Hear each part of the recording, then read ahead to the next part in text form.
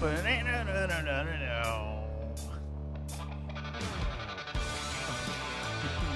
up, y'all?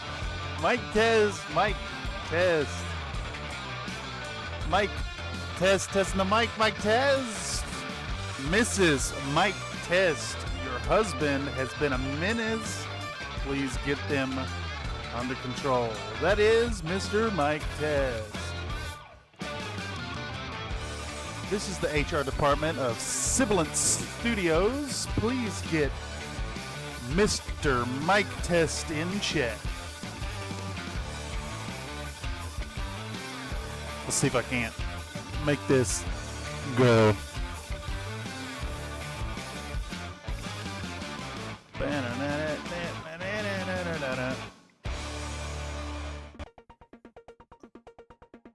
All right. Mic levels look okay. There's a fire truck going by. Music levels look okay. I mean, it still seems a little high. Not gonna lie. It's okay. I was a little concerned about it being low last time around. Let's close. How do I close this thing? Close this. And then that's all messages. Yep, there we go. Gonna switch to the proper headset now. It sounds all right.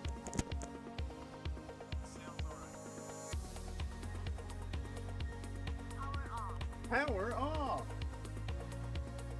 Let's see, can I hear my music? I can. I can hear the music. I can indeed hear the music. Well, howdy y'all, and welcome back to another paint stream here at Country Fried Minis. Tonight we're doing the regular Wednesday show here at the paint stream, so if you like what you see here, expect it every week, same time, same place, same time slot. Let me do the full screen thingamabob here so I can see what I'm doing. All right, so tonight I have been printing the heck out of the Sir Mortimer Bombito Mars, which is the Ares. And it's got all the variants. So we're going to do a ton of parts, ton of different parts. I think tonight's stream is going to be, we're aiming for cleanup, assembly, priming, and then like a sponged on base coat. Not super far into the progress. And then the next episode of this, we're going to touch on doing the nose art. The client has requested a pinup. So I think we're going to put a big old pinup right here on the right panel. I think he also wants some nose art. So we're going to try to do some kind of like tiger grin or shark mouth up under here. Not quite sure yet. But this model's fabulous. It's over at Sir Mortimer Bombito over on Cults 3D. And it's about 25 euros. There's cheaper versions if you just want one variant, but if you buy the 25 euro one, it comes with all the variants, which is kind of awesome. I need to run across the room and grab my tripod real quick. I will be right back.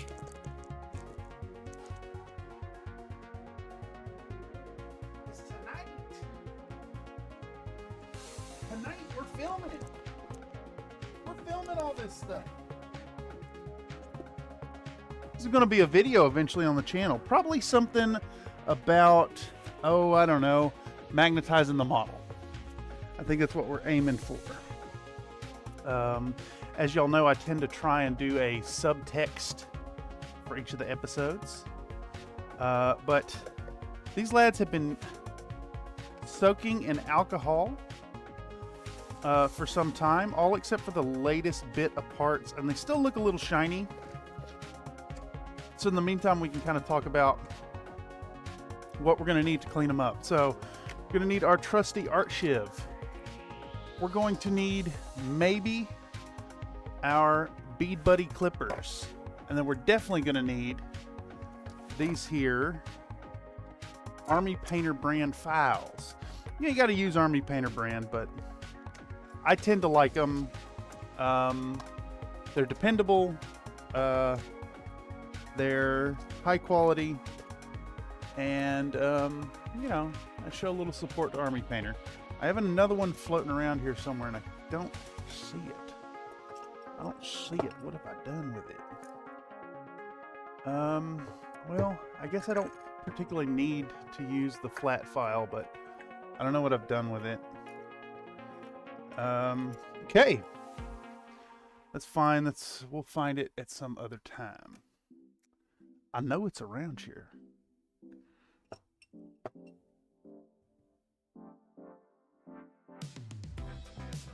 I like this track. Okay.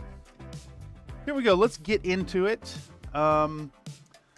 Let's put away Toofy and start thinking about the cleanup here and what's going to go into these thingamabobs. We're gonna paint this thing in sub-assemblies, of course. Well, it's not so much sub-assemblies as it is magnetized parts, because it's going to be magnetized. We might actually sub-assembly it. Just do like the legs and the body separate and the base separate. So speaking of, let's start with the base, the funky base for this thing. Oh, I need to be filming. I'm sorry, y'all. Let me back up for a second and get the shot of hearing this, and then we'll get the shot of the tools, and we'll actually jump into it proper. Man, this thing's hot. I think my power brick might have a short in it.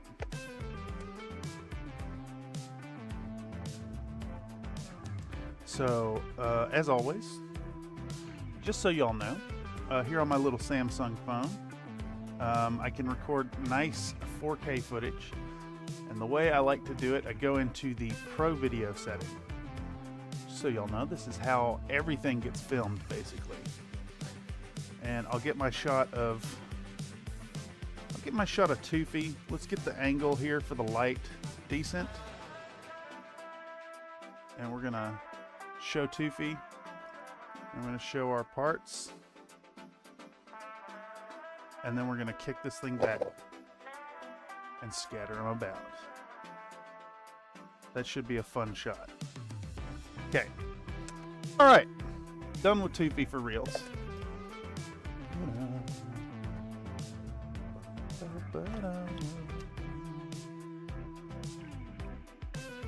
Damn, this is a good track. Who's this Lo-Fi? I ask it every time. All right. Get our tripod. And now I think we'll get a proper establishing shot of the tools proper. I said proper twice there. Right. Let's see if we can't get a good angle here. And I know I've mentioned it before, but I use an Endurax tripod off of Amazon. I think I paid, 35 bucks for it. Pretty sure it was 35. Got really nice aluminum construction, super lightweight, super sturdy. Good stuff. All right, we got our hobby knives, 2 of them, bigger and a smaller. We got our bead buddy nippers, and we got our files. Excellent. Good shot. There we go. Ew. So this is all really sticky and shiny. Let's clean that up real quick before we get too far into things.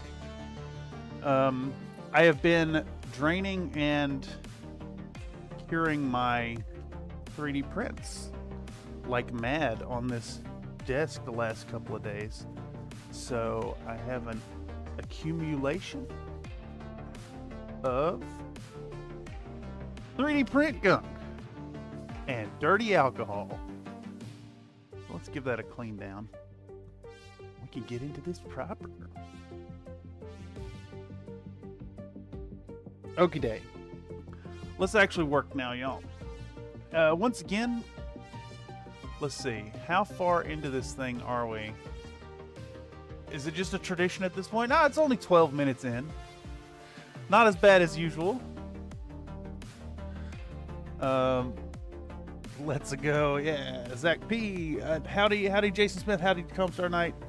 Howdy, Zach P. I am sorry I have not greeted folks proper. Zach, sure excited for this stream. All right, so tonight we're just going to be doing assembly stuff. And since you're here, let me tell you about some of the decisions I've made in the parts here. I have put out every variant that that Mortimer Bombito has released. So I'm going to double check those and make sure I have them set up correctly. But it's the Zeus, the Hera, the Aphrodite, the Hades, and the Hephaestus. All are represented and table legal. I have also made the choice to find some little infantry models. These ones looked really good. Best ones I could find. We're going to put those on the base. And I've got a... Where's it at? I printed out a Savannah Master as well. So we're going to put that on the base. And then I've got some bonus mech parts that we could put on the base like ruins. I think they'll be super fun. But that's not here yet.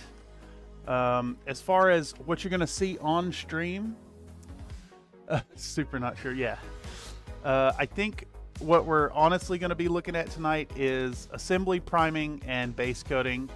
I want to kind of establish the sponge method since it's a large model and we're doing like an olive drab. So this first section, let's try to blast through the cleanup as quick as possible and get rid of all the little support marks. Okay. This base has a little bit of a chip in it, so I'm not sure what I'm going to do about that yet. I might fix that with a little bit of putty. But yeah, let's just start out and start getting rid of these support marks. I maybe should have done the base in FDM, but I managed to fit it on the build plate with the body and the pelvis.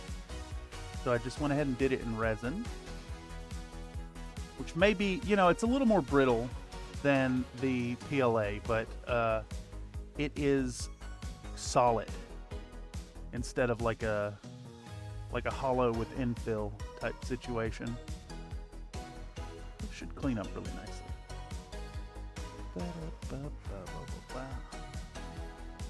All right. Clean the nubs so it sits nice and flat.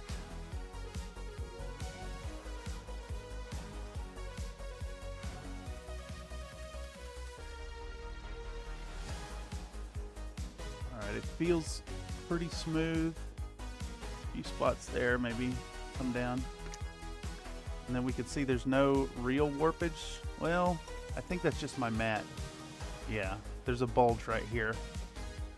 But if I put it here, I can feel it's mostly flat. There's a little warpage, which is to be expected when 3D printing the resin one. I guess I could maybe run the Dremel right in here. And in fact, let's just do that. No, we'll do that later. For now, let's go through these parts one by one and see about cleaning them up. So, I guess I could zoom in a little bit here. Honestly, the parts all looked pretty good to me when I was examining them post-print. Like this one broke off pretty clean. We got a little bit of muddiness on the detail there, but that's to kind of be expected with my quality of printer. So we'll take our file and just try and sharpen that edge a little bit. I try to be very careful about the orientation of all the parts because I know a lot of them will end up with slightly muddy details. So I try to concentrate those muddy details on lower parts of the model, places where it's not going to be seen, like the undersides of arms, or like shoulder joints, places that are going to be buried.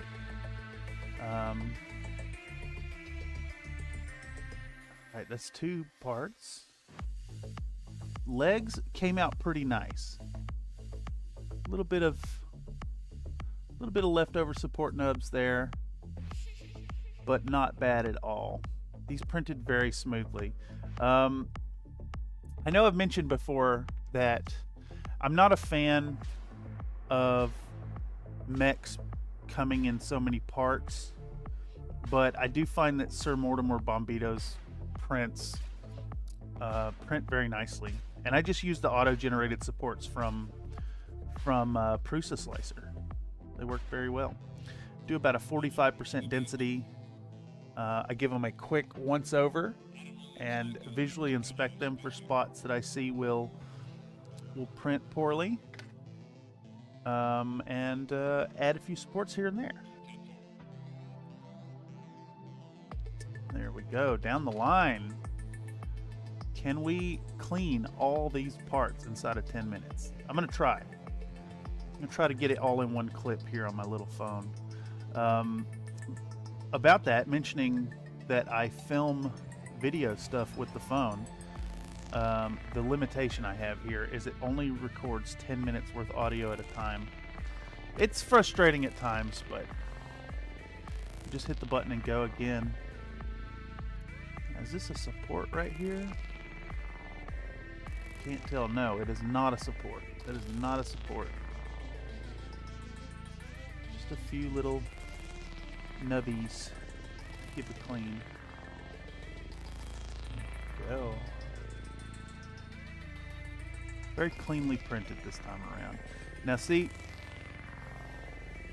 let me try to zoom in on this part and show y'all what I mean about the muddy detail. Let's go in, let's decrease the FOV,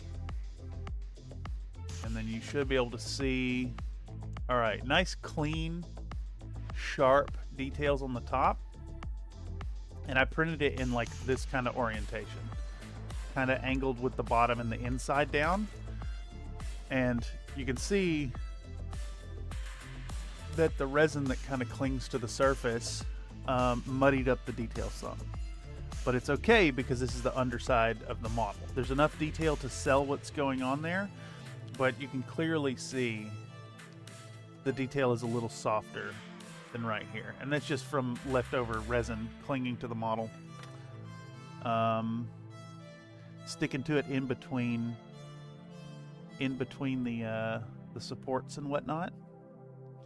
And I think that aspect is something that improves with higher end printers.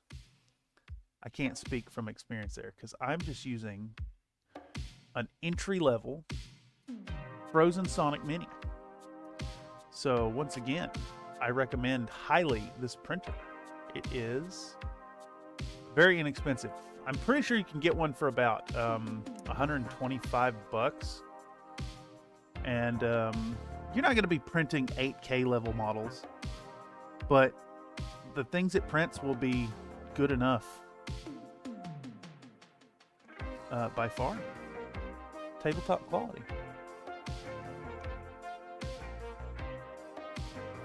So I hope y'all have some fun hobby stuff going on tonight. Nice hot or cold beverage and kick back ready to listen to some fabulous chill wave tunes. See this thing get assembled and primed and ready to go. Thank y'all for swinging by tonight, checking out the stream here on Country Fried Minis. If you like what goes on here on CFM, maybe consider becoming a member. For as little as $1 a month, you can directly support what I'm doing here in the corner, as well as have access to a fun little badge next to your name and biscuit-based emojis. Not to mention priority consideration for community streamed events. I'll also do the occasional members only video, but I'm not a huge fan of those. I think the content should be out there for everyone, but I will occasionally do some kind of update for the members as well as the patrons.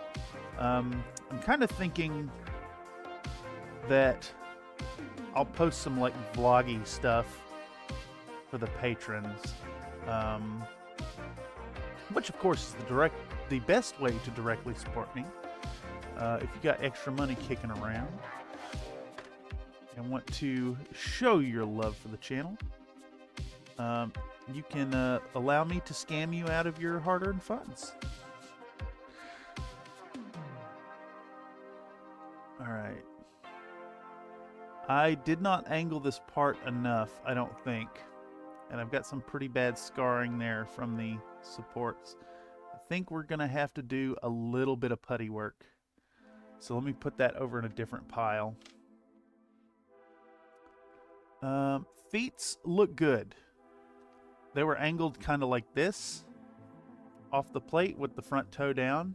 So they printed off very nicely. No cleanup even needed. The arm bits have a little bit of scarring right here, but not bad. I think it'll buff out. Yeah, looks good to me. Same with the leg parts. A little bit of scarring right on that knee plate, but it'll buff out smooth. Looking good. Looking real good.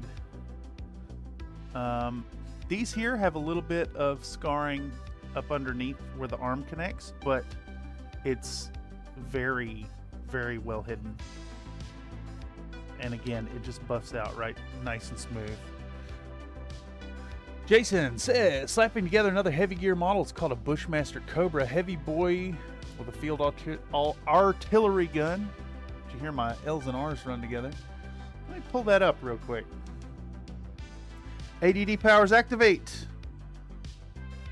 What's it called? A Bushmaster Cobra. Master Cobra heavy gear. Let's pull that boy up. Images. Yeah, that looks like a really fun model. Really fun model. Super fun. Wait, that's not it, is it? That's King Cobra and Spinning Cobra. No. Where's the Bushmaster? Here we go. Is this what we're looking at right here? Is this correct? With a big cannon on its back? It is a thick boy. I do enjoy a thick boy. This big lad with a big gun. I dig it. I really dig it. I really want to paint up some heavy gear stuff. I just can't justify it yet.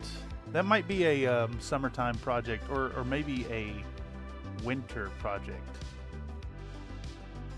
Call it like getting warm with a new game in the tides of winter. I'm cooking pasta. Yeah, fun stream time. What kind of pasta are you making? Also, welcome, Spencer Good. Caught your stream earlier. For those of y'all who don't know, or if you're catching this via the algorithm, Spencer's a good friend of mine, IRL friend, and he's been translating his, or moving his stream stuff off of Twitch onto YouTube and streaming some daily Tarkov and Stalker action. It's kind of become a pre-stream ritual for me these days. Been really enjoying it. So check out his stuff over at Sod9. Give him a subby. Go over there and toss him a subby. Let's get him to 400 so we can get the return of them emojis. Was on wrong account, lol. Yeah, exactly.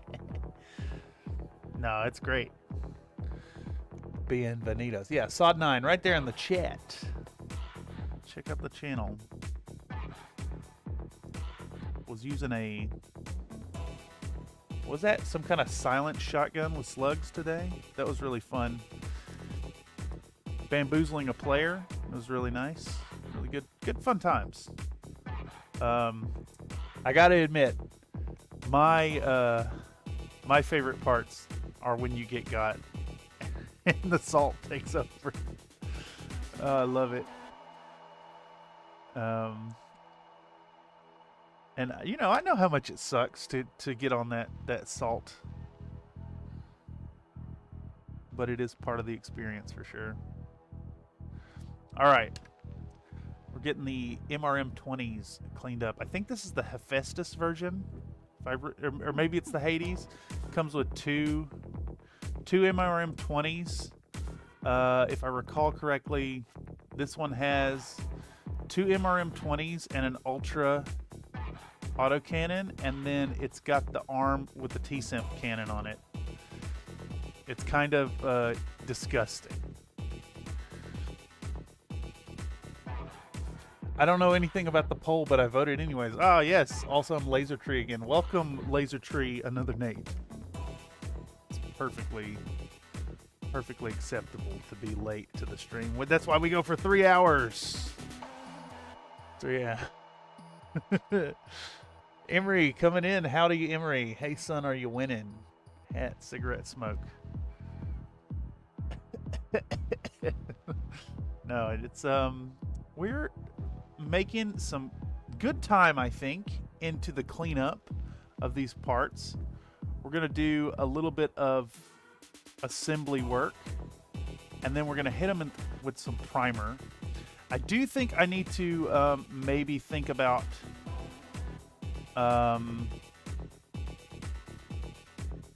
pre-prepping the base, and it won't be dry by the time we prime. So we're maybe not gonna prime the base, but we can assemble the base. Well, I gotta assemble the legs to assemble the base. Also, cheese tortellini and some Alfredo. Ooh, that sounds pretty damn good. I've been craving, what's the potato ones? Gnocchi? But my local store downstairs has been out, so I just bought a frozen pizza tonight.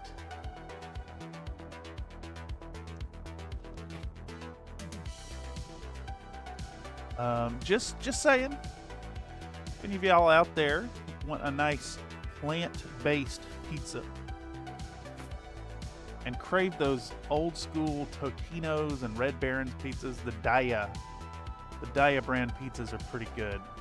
They kind of have a funk stank to them, not gonna lie, but it's good.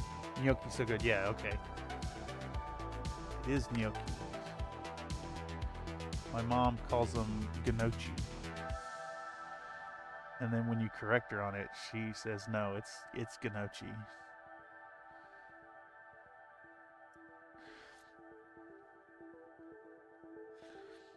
I think it's kind of funny. I mean, no wonder where I get my dumb humor from. Definitely from my family. Dumb jokes. Alright, so we're using the hobby blade here. I should have recorded this, actually. It's fine. We could just kind of glaze over this part in the video proper. Because I will be making a full-length video about the Ares at some point. Probably coming out, you know, later in the year after Titania Day, after Tukia Day. So maybe like a June, maybe early summer type video. But gonna capture the footage tonight and get this thing done. Well, we're not gonna get the thing done. I always felt like the Super Heavies were an attempt to justify the clicks blind box game. Let's answer the long-standing overweight and exotic frames question. Okay, yeah. I did see that they're interesting in that the click versions of the Super Heavies still fit on that same base size as the other models, but in the tabletop, in Classic Battletech, they take up 4 hexes, which is nuts. Kind of crazy that 135-ton mech would take up so much real estate. For what it's worth, I did toss one in Mega Mech last night and showed down against it. I was, what were my mechs? It was I had a catapult and a thunderbolt, and just standard variants. So Thunderbolt TDR 5S, Catapult CPLT C1, and a COM 2D Commando. and charged up against I think it was an Aphrodite. Ares Superheavy. And we put some hurting on it, but it managed to kill all 3 mechs with good solid hits. It was the variant that it uses 2 ERPPCs on the right arm, and the left arm is 3 Streak SRM6s. It was very brutal. Kind of fun. I think they'd make for a really good and fun scenario, like a boss fight type deal. Plus, it's like 2,900 BB or something, 3,200. I can't remember exactly. You look at the mech, and you think, oh, that thing's like 10K. No, they're really not. Although, interestingly enough, if you play them in Mega Mech, they only take up a single hex, which is not how they function. But I guess better to just glaze over that fact and leave it playable rather than like having to program a whole new movement mode and all that jazz. Emery says, I pronounced Nochi Nachi until I had it mocked out of me by people who watch the food channel. But then in the 80s, I bought gyros and pronounced it gyro instead of gyro. I like this. I hate that people mocked you for it, but dude, nachos and gyros, dude, ain't nothing better than a nice hot gyro sandwich and a plate of nachos on the side. Damn, that's good.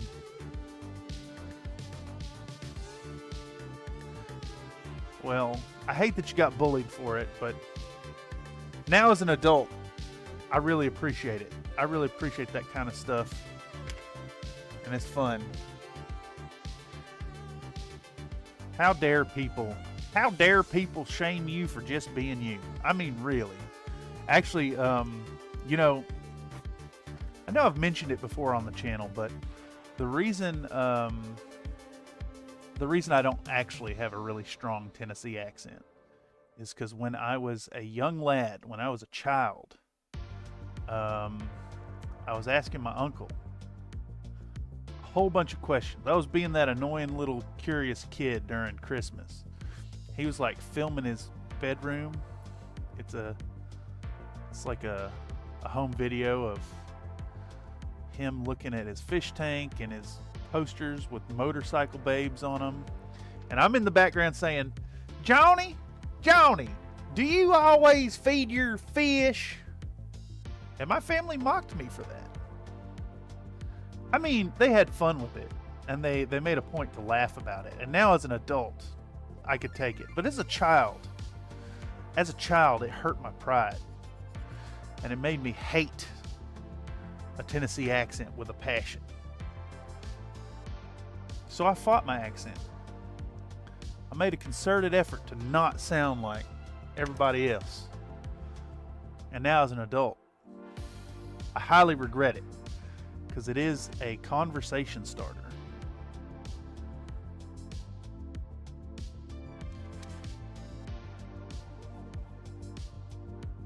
And an icebreaker. I think it's Zeus Aphrodite has the rack fight. Yeah. I want a steak and cheese sub now. Thanks, Emery. Too good. My parents are both super country accent, and I have zero. Yeah. You definitely don't sound like you're from where you're from. You know, it's funny though. Like, I remember showing Country Fried Minis to some friends right when it first got started, and there's definitely some conjecture about like, am I gonna keep it up? Keep doing it? Emery says a kebab place opened, but no one got what that was, so they started calling Mediterranean wraps, and a light bulb went off. Oh, it's a gyro, particular to the Middle East instead of Greece. Fuck yeah, dude. There's a spot in San Rafael that I eat at whenever I go to the occasional Infinity tournament. It has really, really fabulous falafel wraps. Really good. Sod9 says, I literally grew up on a farm in Tennessee a half hour from Yeah, exactly. It's wild. I'd say your accent is closer to like a California accent, that weird lack of an accent. All right, so we got all those parts cleaned up. I don't know how long that was, probably, 20 minutes. But let's give this body a once over. And if I recall correctly, it was kind of in this orientation when it printed. And it does check out that most of the support scarring is kind of on the bottom. Let's get out our round file. Actually, maybe I should film this part. Maybe I should film it. So let's turn on the screen, unlock the phone, go back into the camera and Pro Video and hit record. So we're gonna look at the body. There's a little hole in it. I must have got a bubble. So we'll clean that with putty. But most of the problems are all on this underside. So we're going to get our round file this time. See if we can't thread it in here. It's got a nice narrow profile. Just try to clean that up. We don't have to worry about it too much. It's the underside of the model after all. A little bit of scarring's fine. It's going to disappear in the shadow. It's going to disappear in some of the other paint tricks like the weathering and the oil wash. Let's try to clean up the bevel here. That's maybe the worst scarring right there. We can fix it up.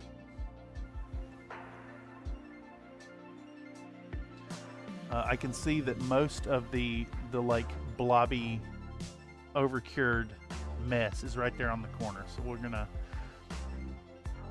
just gonna file it smooth. And sure, we're gonna lose a little surface detail, but it's better to lose a little surface detail than keep it like blobby and misshapen.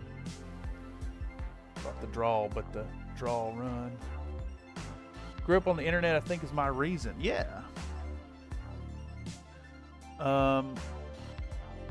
Were you doing like VoIP or like chat room type? What was it? What was that old program? How early was chatting? Was voice chatting in games for you? 9.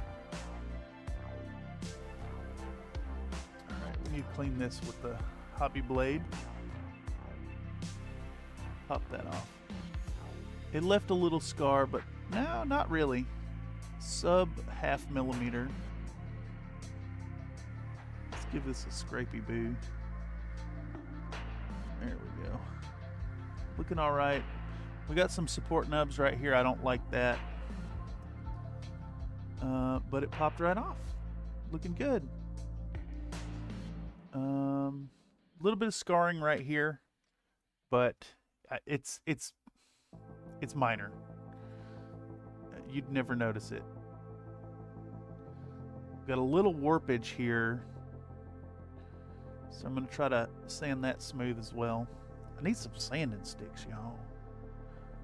Alright, but it's looking good. Looking tasty. There we go. Good and so tasty.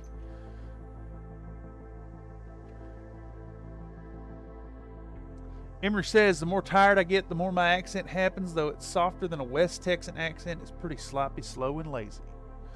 Oh yeah, it's like that guy said, you talk like you're thinking about.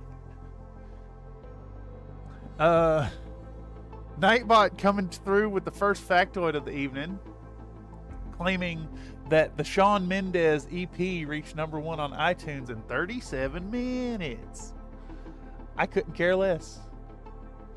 Spencer says, had friends all over the world I'd talk to in voice chat, usually like MSN Messenger, later TeamSpeak and Mumble and Xfire. Started doing voice in games, I guess, around Half-Life 2 time, but would talk with friends online. Yeah, that's pretty wild to get into voice so early in your gaming career. So I remember playing online games on heat.net, but I never did any like voice stuff when I was younger. All right, so we got our Savannah Master cleaned up, and then we got these fabulous little infantry. Let's see if I can't zoom in on them and show them off. I should have posted them in the chat or in the description. I'll post a link over on the Country Fried Minis Discord. Let's see if we can't show this guy off. The detail level on him is absolutely insane. This little feller's got a las gun and some binoculars, and then we've got 3 poses. This producer has other models, has other infantry than these, but this is just the free sample pack, so not even a dime to get them. Another Nate says voice chat became a default feature of WoW in like 04. I did miss WoW. I managed to avoid it. I had some buddies who were crazy for it, and I hung out at my buddy's house one day, and it's wild how he like kind of tried to get me into it. He was like, hey, check out this game, and I made some kind of like undead necromancer character, and then played it for a full 8-hour day at his house, and then I never touched it again. Mostly because there was no way in hell I'd pay a subscription, and I lived in a household with 3 of my siblings, so there was no way in hell I'd have time to the computer like that.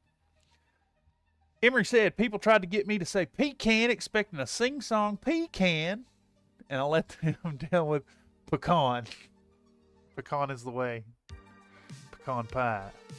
It was always pecan for me, too. Funny, now that I think about it, I didn't consciously call it pecan, but it was always pecan to me. I have to wonder if that's a holdover from my trend of fighting the accent. Gotta be. Spencer says, friends and I had webcams on Hangout Online, but friends in Canada, England, California, Australia was pretty neat. Yeah. Either peeps met on forums, usually Face Punch, or peeps way earlier back, Neopets Guy Days. Damn, I remember Neopets. Neopets was awesome. And by awesome, I mean it was actually not awesome. Not awesome at all.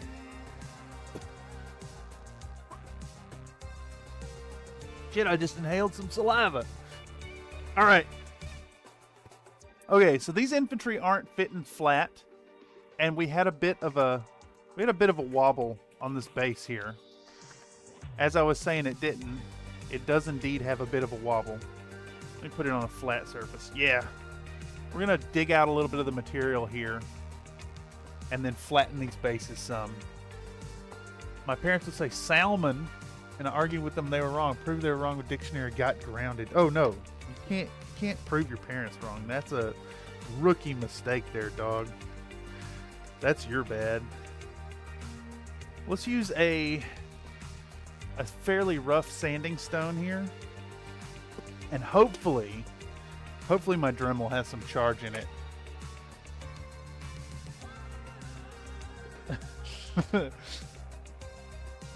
Another Nate says, no, it's just correct. The nut is pecan, the wood is pecan. I skipped Warcraft World because I was already sick of Ultima Online. A man of taste. Alright, let's see if we can... It sounds like it's got enough juice to get done what we're going to get done. Oh, I gotta film this. I gotta film it. Sanding block will fix all that. Make sure you snort the dust afterwards. It'll make you a sexual beacon of lust and desire.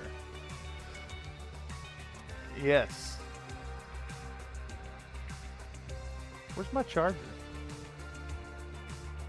I bet it's in the other room.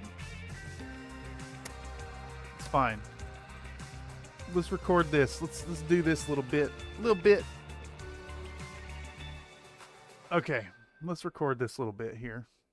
I'm not going to put on a respirator, but I will make sure to put a disclaimer in the video to always wear a respirator.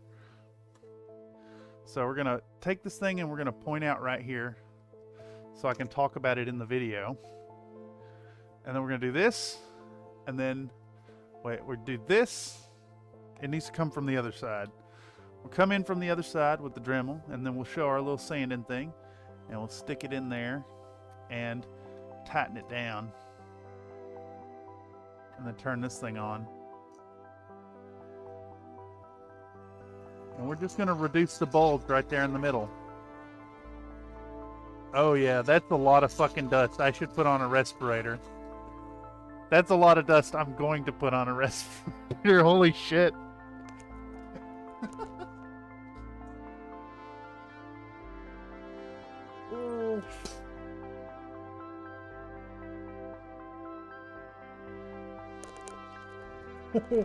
Just immediately goes to it.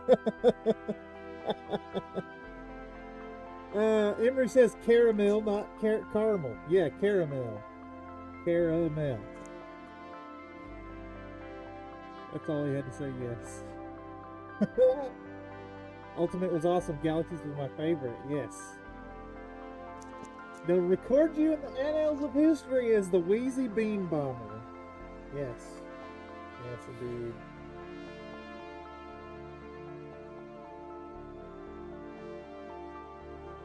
We just want to dig this out. Just a little bit. Just a little bit.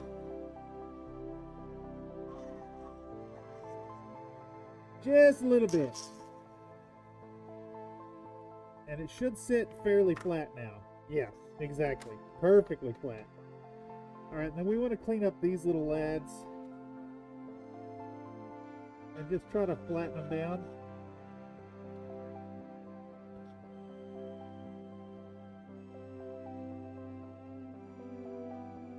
Alright, this is a little lullaby.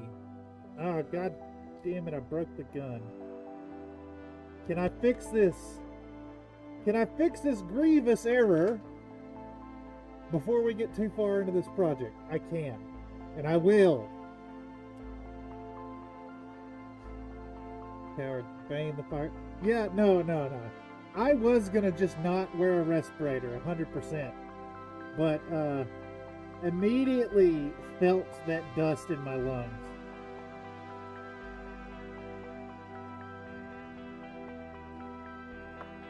Alright, I've had enough of lullabies. Who is this? Who is the offender? ELFL something waves. Low fidelity. God, it's so slow. Space. Wait, low fidelity. Did I not already delete this? I could swear I already deleted this. Music. Skip. Get wrecked. Off my drive. We go. Paint stream. Music. We scroll down to L. Low fidelity space waves. Right click. Delete. Right click. Delete. Gone. No more fucking lullabies. Holy moly. Alright. Back to what we were doing.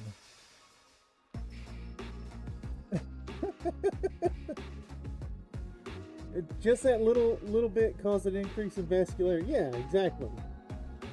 Exactly. Now my shit don't work no more. And I talk a big game. Alright, let's try to fix this little break. I don't want to lose this model. So we're just going to put a tiny bit of glue on there.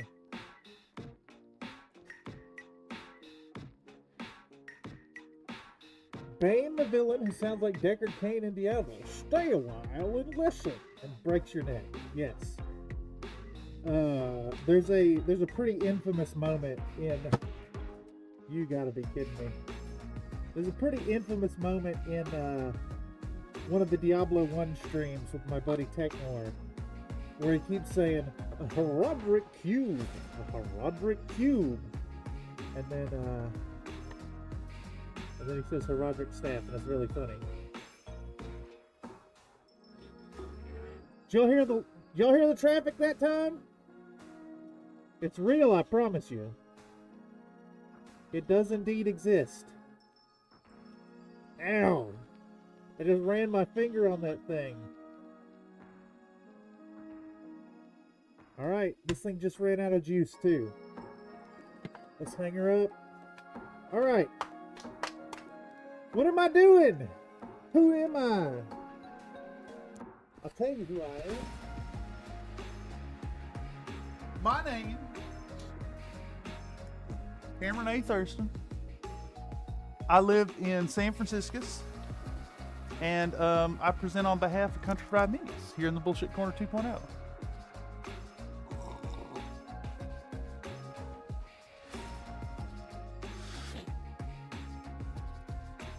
Country Fried Minis putting his life on the line for the commission by inhaling dangerous amounts of dust. Lol. I was just gonna do it, and for the lulz, you know, but I like immediately started feeling asthmatic. All right, let's clean up the dust some, and actually, let's clean up the dust and the models with a little bit of alcohol. We'll get, I guess I need a fresh little cup. Fresh little cup. Oh, I gotta do it. I gotta do it for the meme. For the video. For the video. For the video. For the video. We show first, we show the alcohol to it, and we set it down. And then we do this, and we open this up, and we pour some in. And then we show the toothbrush to the camera, and then we knock it over. That looked really contrived. Let's do it one more time and make it look natural. Do it one more time, make it look natural. One more time. One more time. God, I did it accidentally in one video, and I thought it was really funny. So now we want to try and make it look organic and real. Come on, alcohol. All right. One more time. If I fail again, we'll just leave the shot out. Okay, so we show the alcohol to the camera. Set it down. We show the cup to the camera. We set it down. We show the toothbrush to the camera. And then we pour in the thing. And we knock it over when we pick it up. There we go. That's what I'm after. Okay. Yes, yes, my favorite parts. It's fine, yeah. My money's on another smash round. Nope, nope, nope, nope. Nightbot coming through, reminding folks to come on over to the Country Fried Discord, share your work. It is a friendly and happy hobby space. We have praise for your models as well as constructive criticism alike. We share really fun things. If you want to come through and just share your exploits in video games, whatever you're working on, great place. Great, happy community. Really wholesome. Would really love to see what you're doing. Not to mention, going forward, we're going to be doing these Friday night workflow sessions, the workflow live streams where I do the video editing, which it's not only a place where you can like put your input into the production, but a place where you can share your hobby exploits in the Discord, and we'll put it live on stream and critique it in the moment. So come on by, join the Country Fried Minis Discord. Would love to have you over there and see what you're doing. Clean up all this dust with some isopropyl alcohol. Spencer Good says, am I Cameron? Yes. According to the solipsist existence, everyone is Cameron. We're all Camerons in the Star League. Nightbot coming through that saying Daniel Radcliffe was allergic to his Harry Potter glasses. Bullshit. Nightbot says that all San Franciscan traffic is imagined. I mean, do you not hear the honks and the beeps and the sirens going by? It's real, I swears it. This is not my beautiful wife. This is not my large automobile for the video. Yeah, let the alcohol evaporate. I should have let it evaporate.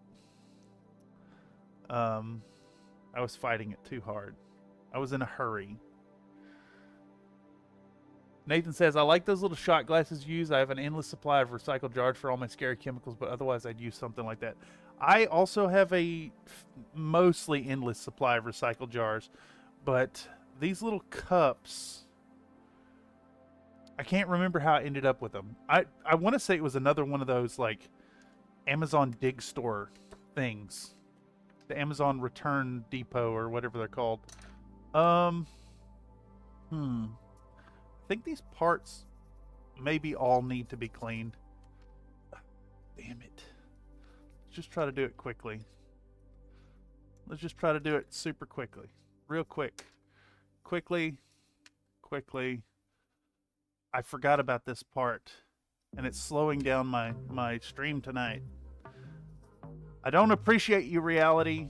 You're kind of a bitch. Awful.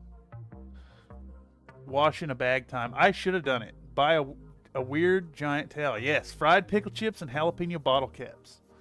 Wait, what? Like the kind of semi-crunchy candy? The sugar wafers? Unless urinate, then urinate. Oh, no. No. I need to put you in timeout, Nathan. Jason says, I'm out of fried pickles. Damn. Fried pickles are good. Good stuff. Hey. Oh, here we go. Y'all see this hair? Y'all see that hair? Am I crazy? No, it's actually there. It don't want to focus. Can y'all see that hair? No, it's not going to let you see it. Why not? Focus. Where do you think that hair's from? Based on the shape. I know where it's from based on the color. But it looks like it's from somewhere else. Based on the shape. All right, we're gonna, where's my rinse? Where's my rinse tub? Yeah, I think you're right. It's time for a rinse tub. Let's do this thing. This is my post-printing rinse tub. Let's just rinse them. I think this is the way. Probably better than sitting here scrubbing them all with a toothbrush in an agonizingly slow fashion. Just gonna hit them with the rinse. Full on dousing. There we go. Much better. If you turn up the sharpness, we'll probably see it. Yeah, that's the hair. The hair's shorter and curlier, yeah. No, it's actually it's off of. I can tell by the color of it that it's off of my head, and it's just like a snapped end. But it looked like a pubis to me when I first saw it. Yeah, the hair on my head's got like a tiny bit of red to it, and it really shows up when you're looking at individual hairs. All right, so let these things evaporate. There we go. Alcohol on my fingers. Oh, so good. It's drying out my skin instantly. Love it. Love the feel of 99% ISO on my skin. So very nice. Curtains don't match the carpets. They're darker.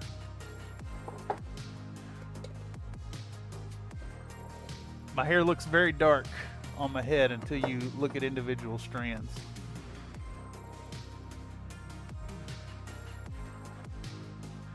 Now you all pictured me naked. So many pieces. Yeah, it's a lot. It's a lot. But now we're about to jump into assembly now, and then the pieces will slow down some. Okay. Can you believe this is one model here? How far in are we? Is this another one of them getting nothing done streams? We're an hour into this damn stream. Y'all hear that siren? Only the mech balls, yeah. I'm just a pair of mech balls. Okay, so let's go ahead and start thinking about sub-assemblies here. So what we need to do is pop in the video. We're going to segregate out the parts. We'll separate the body. The body itself will just be a sub-assembly. The pelvis and all the legs will be a sub-assembly. So we'll separate that out and segregate the parts. Leg, shins, leg. There we go. That'll be a bit. The little dudes on the base and the Savannah Master will be a sub-assembly. And now we need to start thinking about the individual parts, the individual mech bits here, which I'll do this because I can't remember. And then I need to pull them up on the phone. I should have wrote them down, but that's fine. That's fine. We'll segregate out these parts here. It's funny that I'm talking about the sirens here in San Francisco, and the music's doing it too. That was the music. Exactly. With the new imaging equipment, the contact team installed. There's no imagination required. Well, that was fun. What was fun? The stream being over? Is the stream over? No, I'm looking at it right now. But the Soo Young also has Siren It Stupid Glove song. Yeah, no, the Soo Young. Okay. Alright, so the Zeus variant is the Streak SRM6 and the ERPPC. So let's do that one first. And make sure we need to segregate these arms first. Let's do that. Those are easy to separate out. We'll do the arms over here. There we go. We want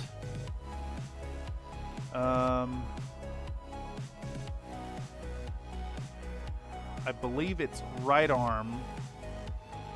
Right arm has the PPC, and then left arm has the missiles, if I recall correctly. So PPC is this bit. And then we want two of these things. Boom, there's one set right there. There's the Zeus. That's the Zeus. What is the camera? Camera focus, please. Focus.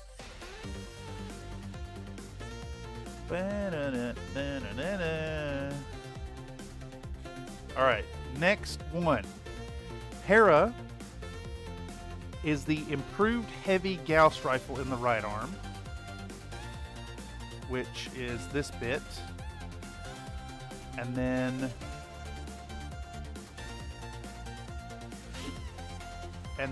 we do a right arm shoulder. And then we want the left arm with, what's it say? 3 additional clan ER medium lasers. So that is actually this bit. So that is our Hera.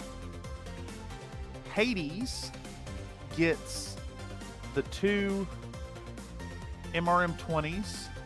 It gets the T-Simp cannon. And then it gets the Ultra Class 10 autocannon, which is this 2-barreled part.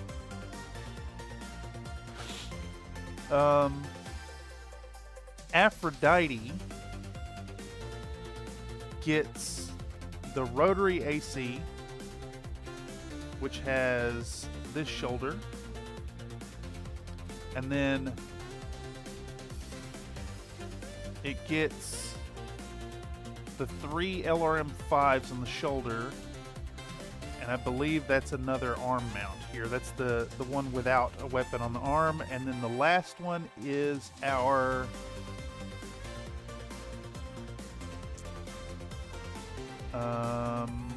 which one was it? There it is. Hephaestus, which has, oh my god. I gotta print one more of these. You gotta fucking be kidding me. All right. Cool. Cool. Very cool. Very, very cool. Very cool and very tasty. How did I... What? Are you kidding me? I went through it like multiple times. All right. So we're not going to do the Hephaestus. That's going to add another, I don't know, 6 hours print time to the project. Boy.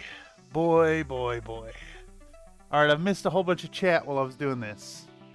Was that mini you had on your phone when you unlocked it? It looked pretty cool. It was a Cobra, some kind of Cobra from Heavy Gear. Yeah, exactly.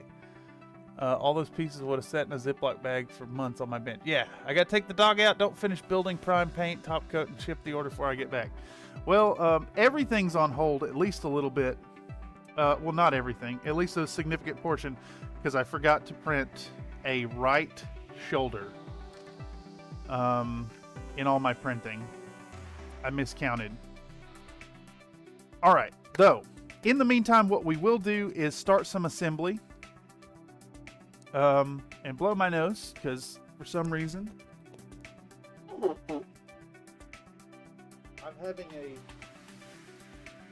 having a moment here. I would assume it's all the dust in the air.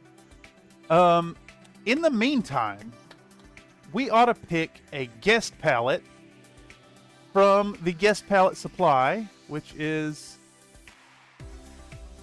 always missing when I need it. Consistently, just every single time. It's like I go out of my way to make it conspicuous.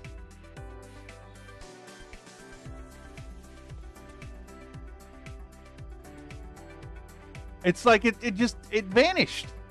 It's like it doesn't exist anymore, even though it's right there. Like, yeah, right there.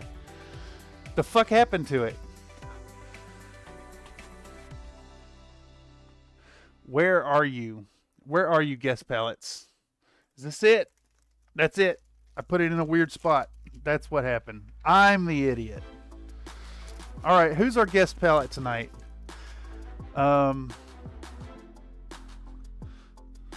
I'm thinking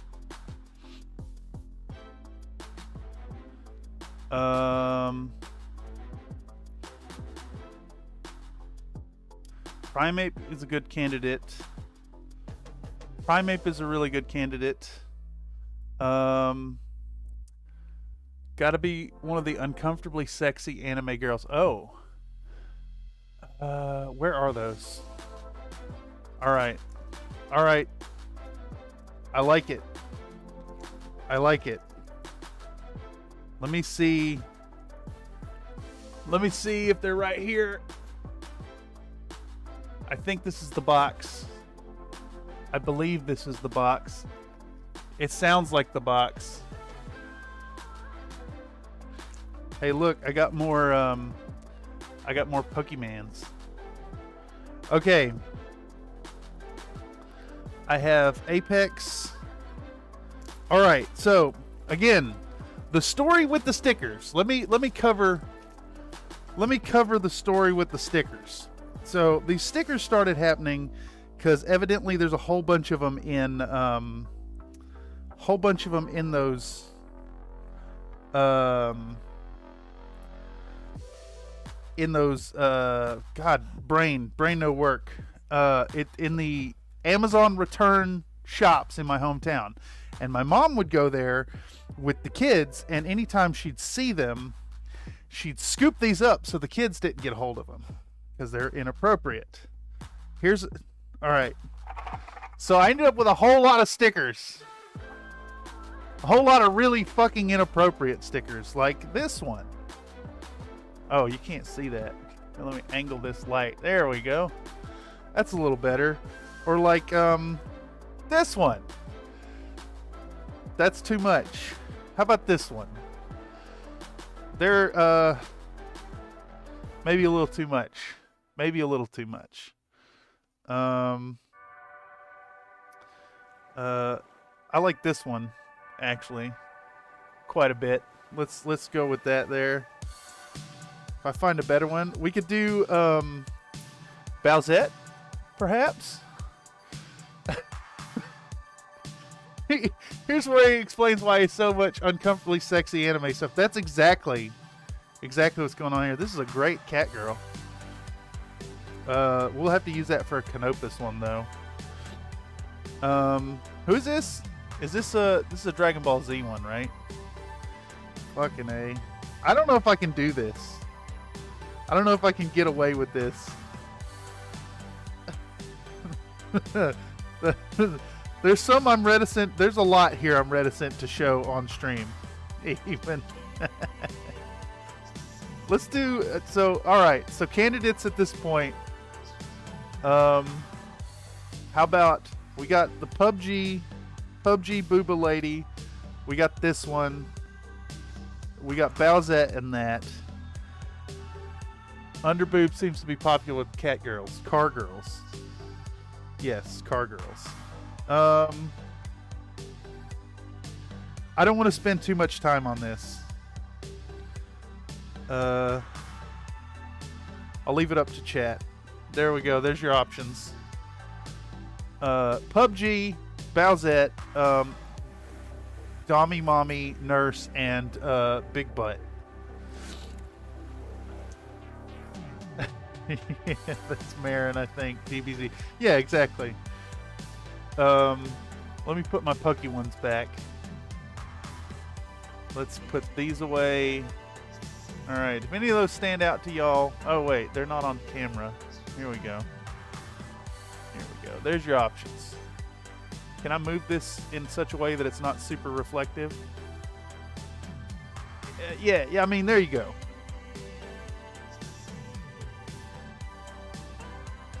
Hello, Nurse. Hello, Nurse. Primate. Okay. Yes.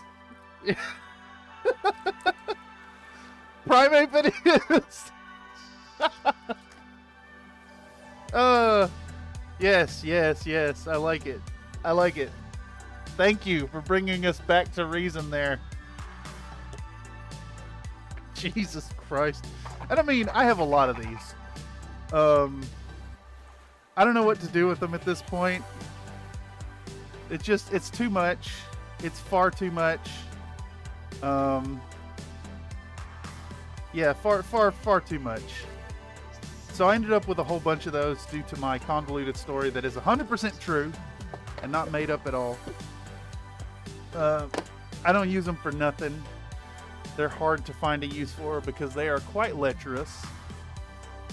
Damn, if I could pick this thing up. I will find a use for the cat girls in a Canopus thing. We're going primate. That's where we're going.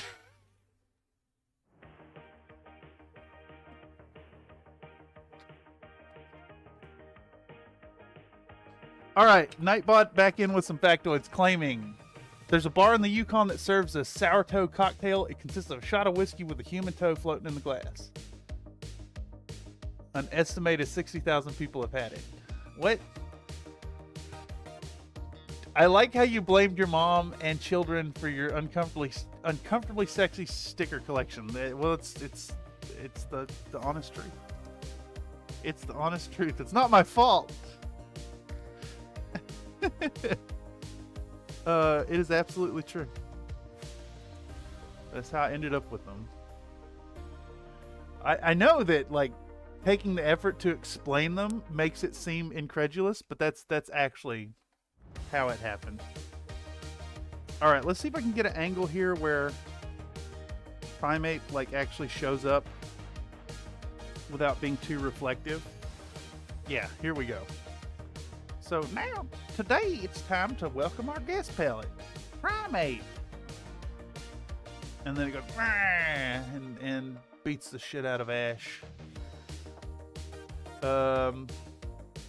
We'll show our BSI, Bob Smith Industries, extra thick. And we'll squeeze a dollop right into his nosy. There we go.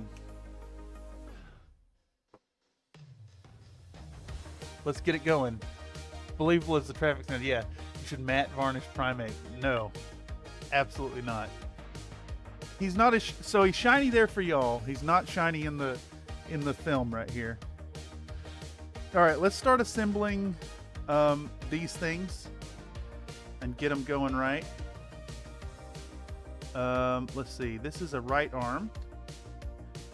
And I think these are meant to be magnetized at this point as well as this point, but I'm not doubling down on magnets. I want to keep them in a reasonable way. All right, I should have dry fitted these before squeezing them together. Oh, nope. Bombito did a good job. These things work. Bup, bup. Bup, bup. All right, I put way too much glue there. Remove the excess and cure it in place. And put this thing together. Ba-na-na-na. And then it's got to go in here. Oh, it's wild. This assembly has the option to put magnets on it 3 times. And I think that's excessive. Quite excessive. So we need to put a little bit of glue, but not clog the hole yet. There we go. Get this a-going, and then glue it together. 15 coats of matte varnish to protect him so he doesn't end up like Dratney. I mean, he's done. These are one use. And they get tossed. All right. I think that's enough filming of assembling that. Maybe we'll do the other side. We'll do the... no, we'll film doing an arm later on. So in the meantime, let's just keep assembling. I did buy a big stack of 2 by 1 millimeter magnets for it.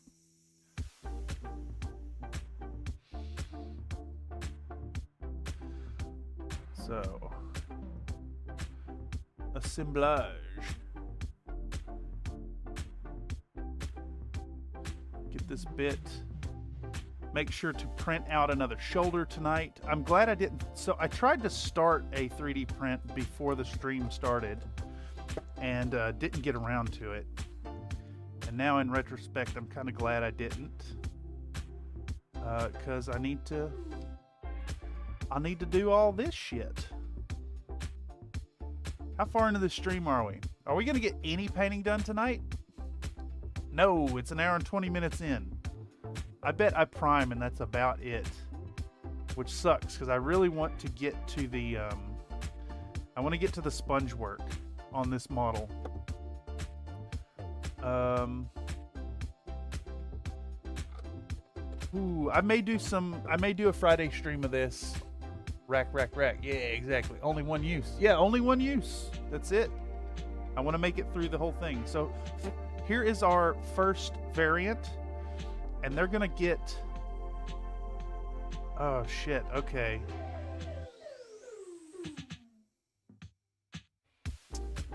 I'm realizing now these are made for a different size magnet on the shoulders. I don't know if I have that size. Is it this one? It might be. Let's find out. Oh, thank goodness. I just happen to have the right size magnet up there. All right. Because I was reading, Bombito said they were made for these 1x2 mills, so I bought a whole bunch of them. And then I realized I didn't have the 4x2s. Or, yeah, I think they're 4x2s that the other ones use. Comstar says, rack. Oh, your airbrush still clogs. Oh, yeah. I ain't even touched it. I ain't even touched that damn thing. The trigger mechanism moves freely, but the needle does not. It's going to be a nightmare. Okay, let's assemble the rack arm. And I'll film that because I want to film assembling the arm, the melee arm. Wait, fuck. I'm getting ahead of myself. I needed to clean up these with putty. Damn it, man. Fuck it. We'll do it. We'll do it live. Damn you, ADD brain. I can't ever just do one thing at a time. There is no like sequential order of operations here. It's just everything all at once. What was that movie? Everything Everywhere All at Once? Okay. So these do not fit. We need to do a little filing. Do a little bit of filing to get these fitting smooth. That's a problem I've noticed with several 3D prints on the resin printer. They're like, the parts kind of come off a couple microns bigger than they should be. And if the models are made with like perfect tolerances, it always requires a little bit of prep work. So let's get this arm, dry fit it. There we go.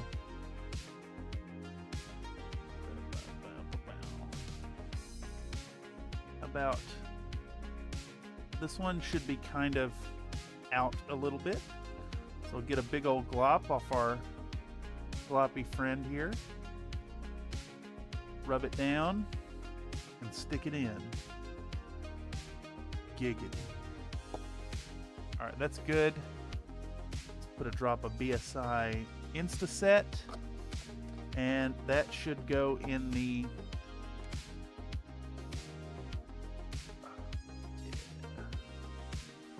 go in this shoulder joint, like so. I think out is a good position for it, so we'll do that. We'll put it on the ball joint proper and stick it in. And again, we want to make sure we're not clogging up that hole yet with any glue, because we're going to stick some sounds like over-curing anti-aliasing. Yeah, it probably is anti-aliasing now that you mention it. What the hell's going on there? There's some gunk.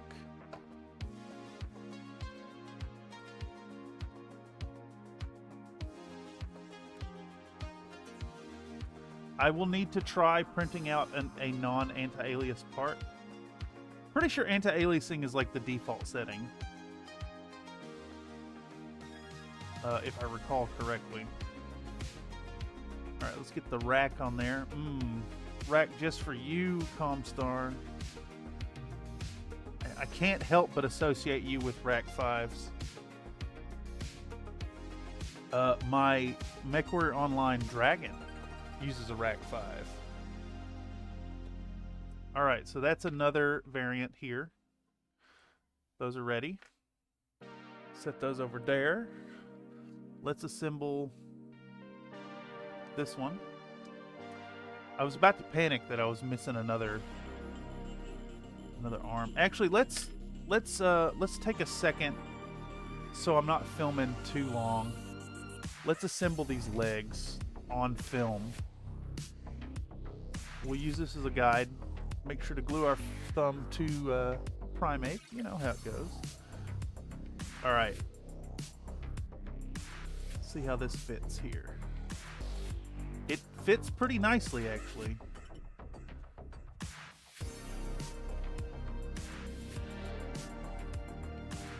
I think this is going to be a pain in the butt. I think this is going to be a massive pain in the butt to get going. Nah, okay. We're just going to fucking go for it, y'all. Make sure to glue ourselves to the model a couple times. Put that leg in. There.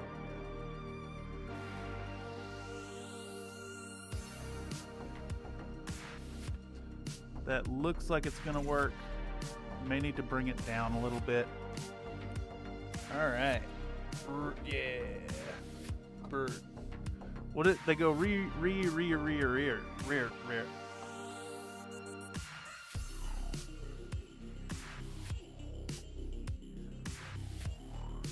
All right, let's go ahead and pick a side, which will be the front of the mech. I think what we want to do is find which one of these faces looks the best. I think it's this one. So this will be our back.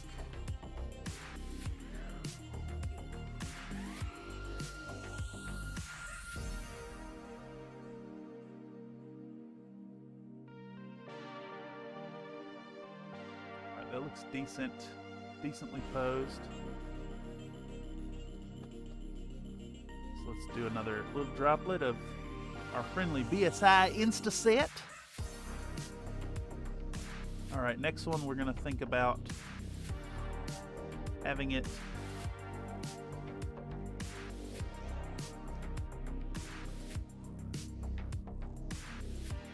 is it big steppy or small steppy? I think we're gonna go small steppy with it, about like this angle.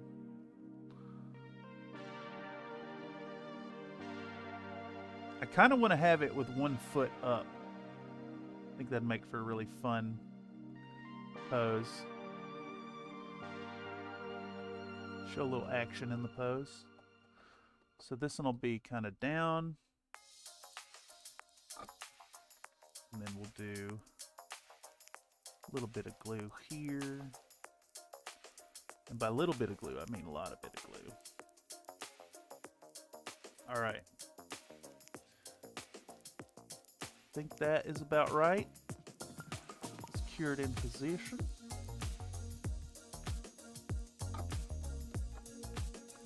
All right, and then other foot, I think I want to do one leg, like I was saying, kind of in a steppy, big steppy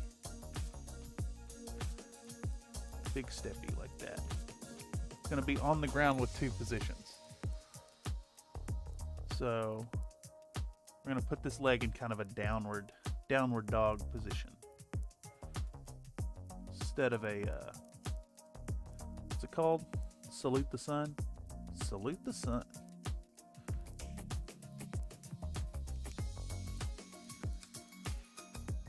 Speaking of saluting the sun, if any of y'all out there who are members of the Country Fried Minis Discord happen to know of a good Wii Fit trainer model that is not a Rule 34, let me be very clear. I would like a good STL of that model to paint up.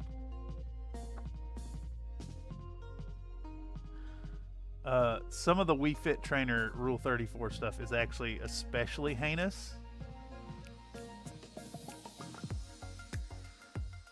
All right, we're going steppy with this foot. Steppy with this foot. Yeah. There we go. Okay, now I'm sitting here thinking, like, what's the best way to align the feet? And I think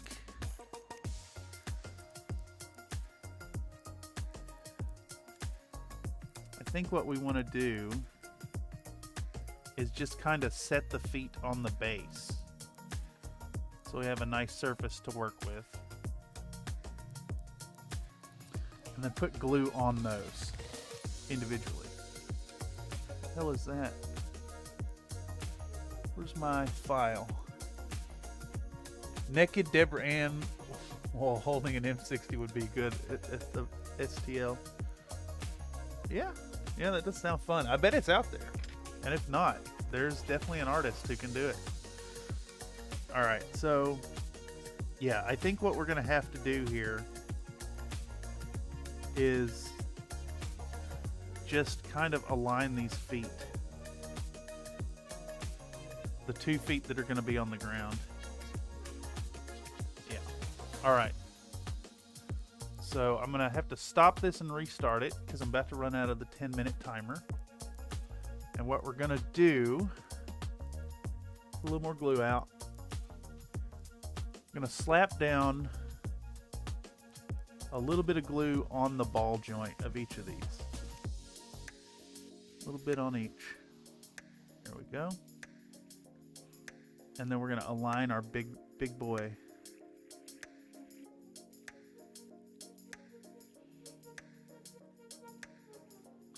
Align our big boy like so.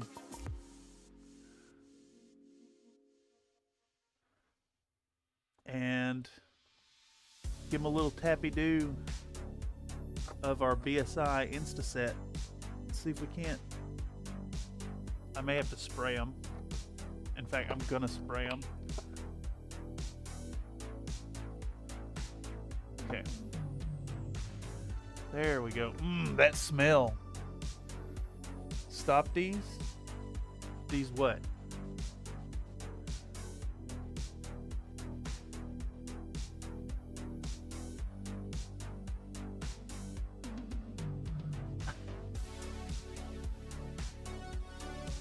These Mech balls. All right. Here we go. Now this last foot I want kind of aiming down a little bit. So as to get big steppy. I like a big steppy. A little bit of action pose on this big lad. And now that it's kind of like half stuck, we can take a little bit of our manky juice here.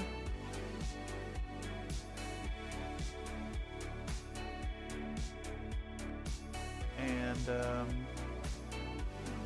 it a little cure. A little bit of cure. Zip. A little bit of BSI Instaset. There we go. And I think I want to reinforce that join with just a little bit more glue. There we go. All right, so I mean it leans right now when we're setting down, but it's gonna sit nicely. It's gonna sit nicely on the base, and we'll still have room for like a Savannah Master scorching through with some infantry. It's gonna look really good. It's gonna be really fun. Let's hit pause on that. These hoplite trade-ins. Nobody tell him yet. Yes. Speaking of hoplite, I found a really fun hoplite and posted it in the 3D printing section on the server. Once again, if you're not a member of the Country Fried Minis Discord, what you doing? Why ain't you over there yet? Come on over. Let's see what you got. Show us what you got. Want to see it. All right, this are correct. This is correct. I hope so. I believe this is correct. T-Simp and the Ultra, yes. Okay. Oh no. Let's start by filing down this bit. Damn, what a riveting stream tonight, y'all. In true Country Fried Minis fashion, we've gotten got nothing done. The sculpt looks like a king crab fucked an Irby. I'm pretty sure the artist used both the king crab and the Irby to put that together, so you're not too far off. One wolf bill apiece is the best I can do. Oh, too good. And all you have in your inventory is an annihilator, and you trade it in, and you're like, I need my change back, please. And then the guy points up to the sign that says no change. Yes. I do like that the wolf bill thing has happened, and I want to explore it further. Okay. So let's try to use this arm here with the 3 medium lasers and try to get it in a nice shooty position. Put a big blob on there. And that needs to go on this side. I want to try to get it in a shooting pose. Yeah, there we go. Looks pretty good to me. Excellent. And we'll do the other side. Man, I'm having flashbacks to the work on our lizard, that skink video. Pretty sure the entire first stream of that was just assembly, if I recall correctly. Show us your mech balls in the Discord. Yes, please come on over and show us your mech balls, but not your people balls. I know we have a Not the Kids table section, so if you do want to share your sexy pinup work, that's a great place for it. But I think people balls may fall into pornography, and we don't allow pornography there.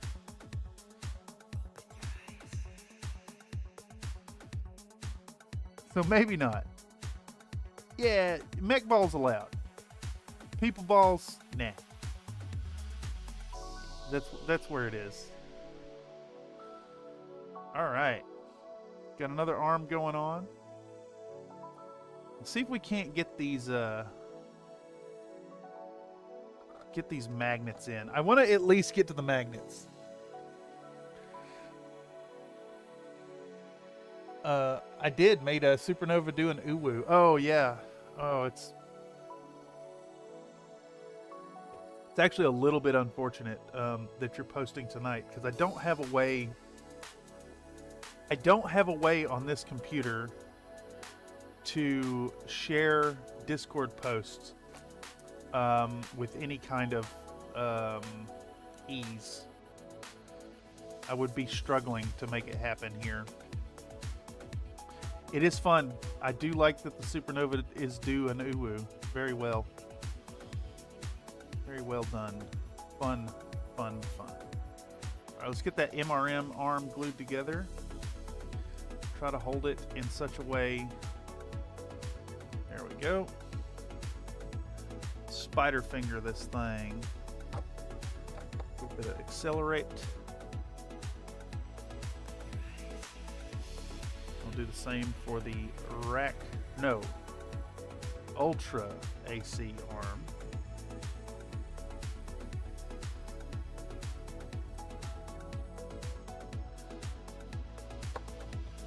Okay. Now, what do we need to get this working on the body? I think first, and I will film this part, I did see that the arms were kind of fitting a little bit too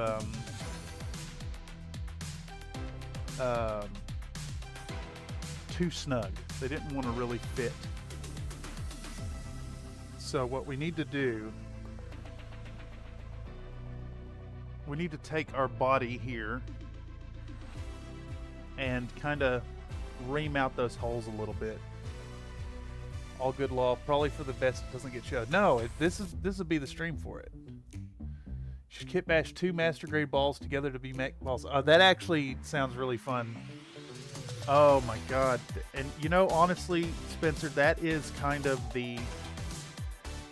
the inside joke direction that this channel has been heading lately. So, might do that. Emery offers a sausage and egg biscuit in the chat.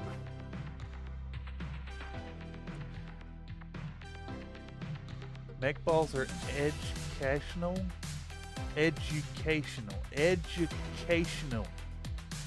It's sports education. Nightbot coming in with another factoid, saying that in 1994, the company that had a patent on GIFs tried to charge a fee for using GIFs. The pung was invented as an alternative, and the company backed down. I was just rimming the wrong hole there. I was just rimming the wrong hole.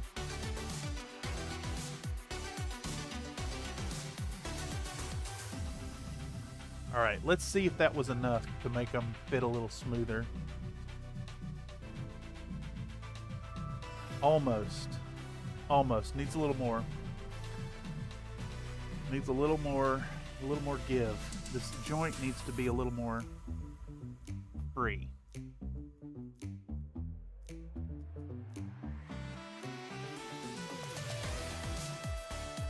Just give it a good rimming. Is this a rimming or a reaming? I think this is closer to a reaming. Give it a good scrape either way. Make sure to get the correct hole too. Grey Death Legion has skull bills worth 1 Lost Tech manufacturing memory core secret. Kellhounds have hound bills that are valued at 1 invisible archer lesson each. Oh my god, I'm gonna have to make currencies for all of these individual factions now. I wonder if there's a way to get like a money set printed, like Monopoly money style. I'm gonna look into that, Emery. And if I make one, I'll send you a full set. Free of charge. Nathan claims that there's no wrong holes, only wrong rimmers. I mean, I just got a little too excited and hit the wrong hole. Happens to the best of us. It's still a little too tight. Just a little bit too tight. God, it's so tight. It's so tight. It's just gonna break. That has been a concern of mine for this project since the inception, actually. I think what I need to do is maybe think about seeing if one of these bits is the exact same size. And if we can ream that out in a better way. They're all too big. They're all too big. Too big. How about this one?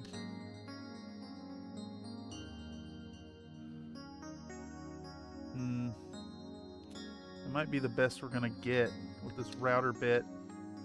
How about this one? How about this one? We could make that happen. Hell, will this work like this? It's just gonna take ages. Let's try it. Let's try it. This thing was almost dead. Would Canopian cat bills be worth £1 a nip? Yeah. Lord help a poor man who's already that's the victim of high velocity dry fire. Something like that. I'm hoping I have just enough juice left in this to power tool these out. I can feel it. I can feel it running out of oomph.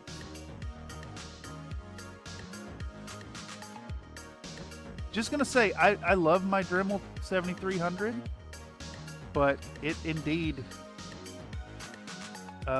needs to be charged way too often.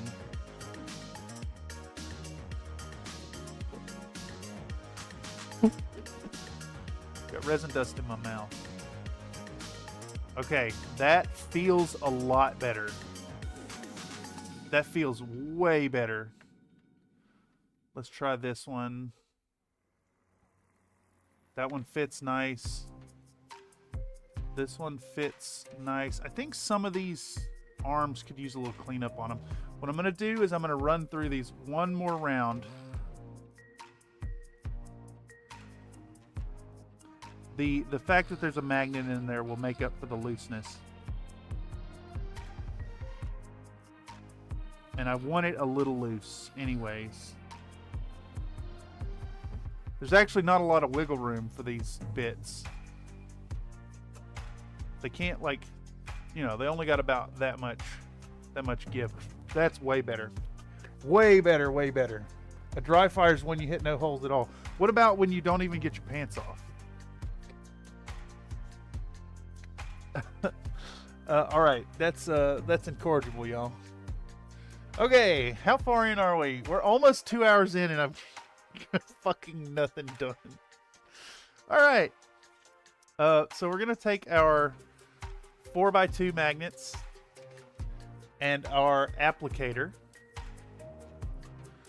and we're gonna film this bit, of course. How could I forget that we're making a video? And I think what I want to do is ensure that the left and the right arms have a foolproof polarity. So we're going to get this guy, and then we're going to put out another dollop of glue. That's your whole sex life, Cam. If only you knew how true that was. Jason says, I have a Dremel 300, no batteries because corded. Yeah, I want to get one. This one I ended up with because it was at a yard sale. So that was a really good find there. All right, can I carefully get a little droplet in that hole? I'm wondering actually if I should use B7000 for this. Kind of thinking I should. This is fine.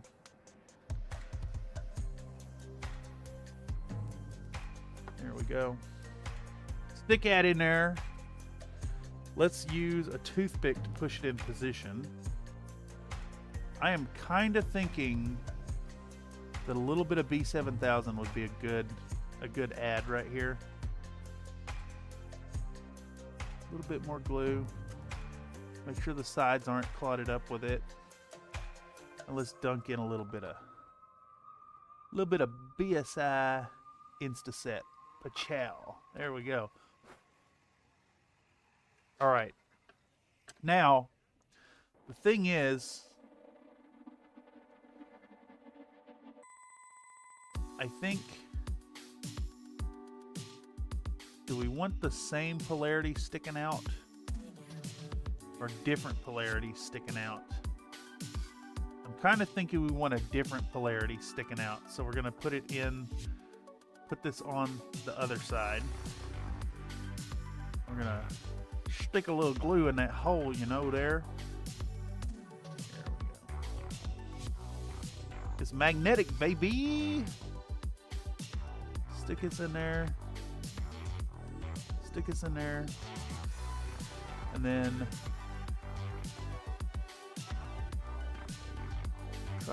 there we go. Try to get that going. A little bit of glue, try to get it off the surface. Make sure the sides aren't gummed up, and then we're gonna bank this. There we go, bank it. Isn't bank a video extension? Oh no, you caught the Uncle Adam bug. Aha, you're the first person to catch that reference. First person to catch that reference and actually post it. I should clarify. All right. So now what we want to do is get our big old stack of 2x1s and let it stick to this thing like that. And then we'll know our correct polarity. There we go, like that. It's actually going to be a nightmare. Let's see if we can't make this work.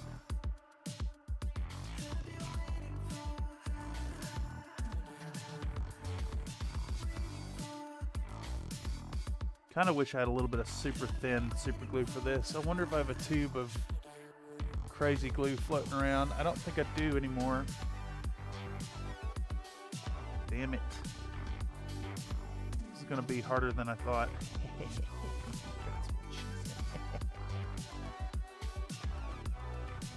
Alright, so we want this side out. No, stop fighting me. Stop fighting me. I'm going to nudge that into the hole.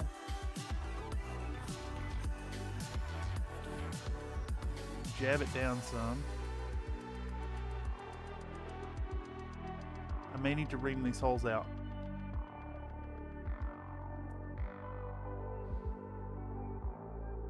I do need to ream these holes out. Fuck. Okay. No, no, no, no, no, no, no. I should have dry fit this first.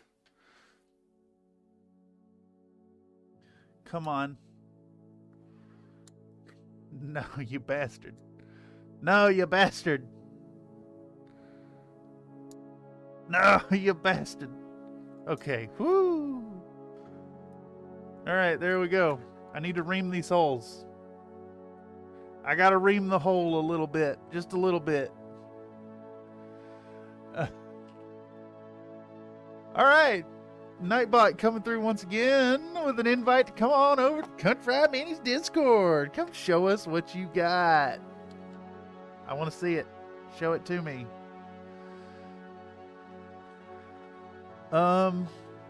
Let's see. Which one of these tools is better for the job? That one's a little too big. I think this is our friend right here. So we're going to do the same deal. I'm going to get our quickly dying Dremel and ream these holes a little bit.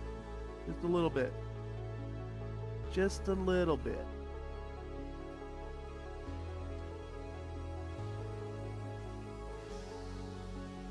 I need it to take and accept one of these magnets a little bit better.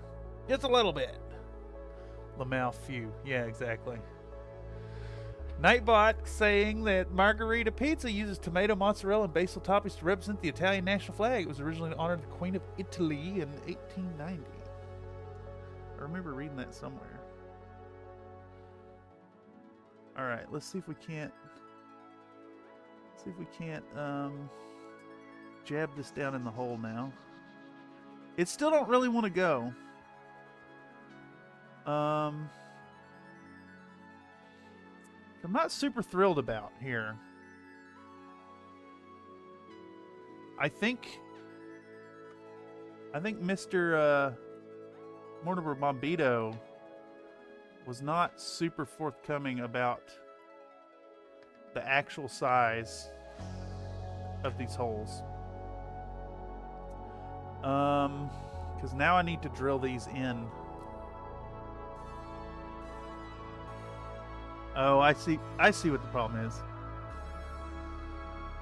I think you're meant to push the magnet all the way through into the arm.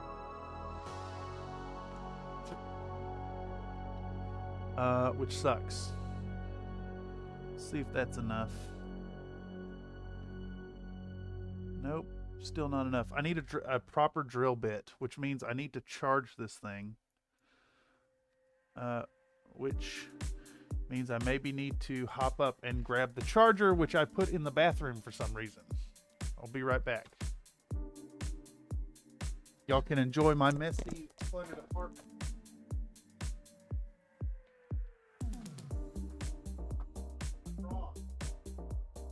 I'm wrong. I didn't put it in the bathroom where I last saw it. It's nowhere to be found because I need it to be. Where the fuck is it?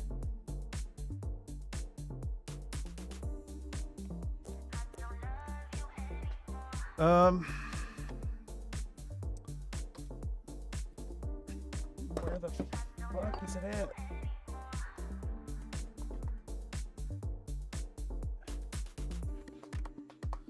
It's always remarkable that, like, anytime you need something, it's not the last place you seen it. Oh, there it is. Gotta charge this thing up.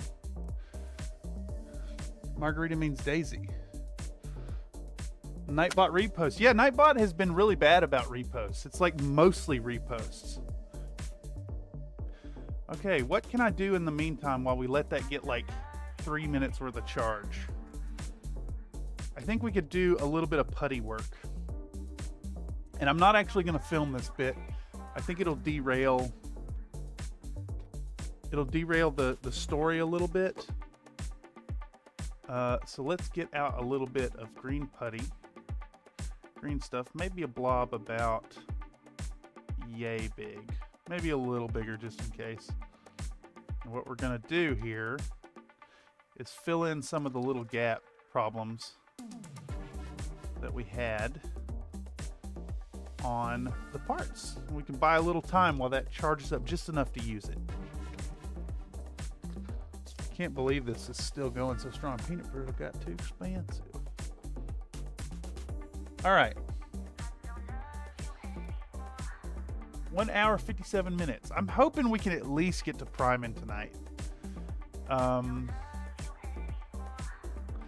was originally intent to get the sponge painting started this evening. That was my intention. May not get to it tonight.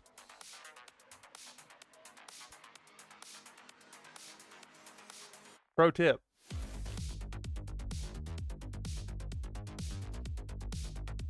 Chew your green stuff.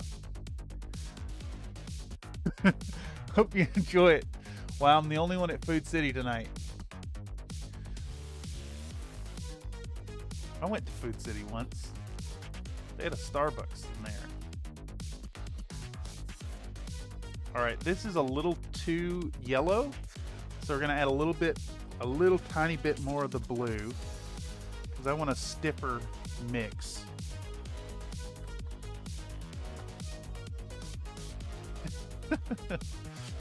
All right, let's see if we can't get this putty a little better.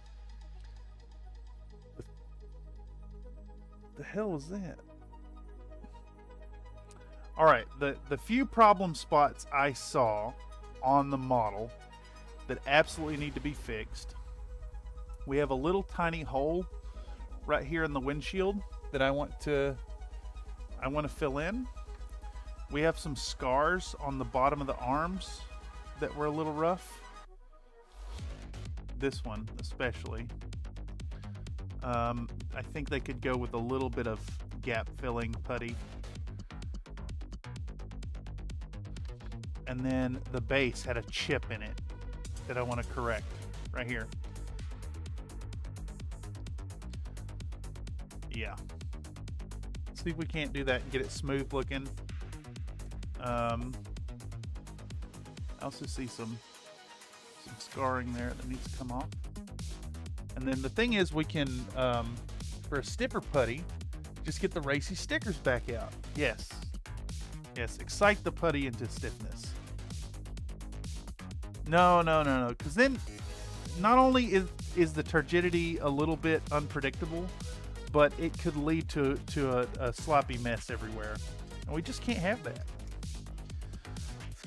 Okay, so the method we're going to use here, just going to take a little bit of putty, and we're going to jam it in that break. And then later on, when it cures in a few hours, we can file it smooth again. I made way too much putty, as always. As is tradition.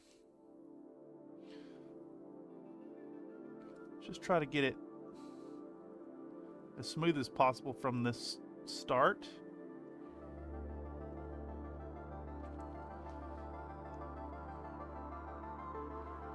Here we go.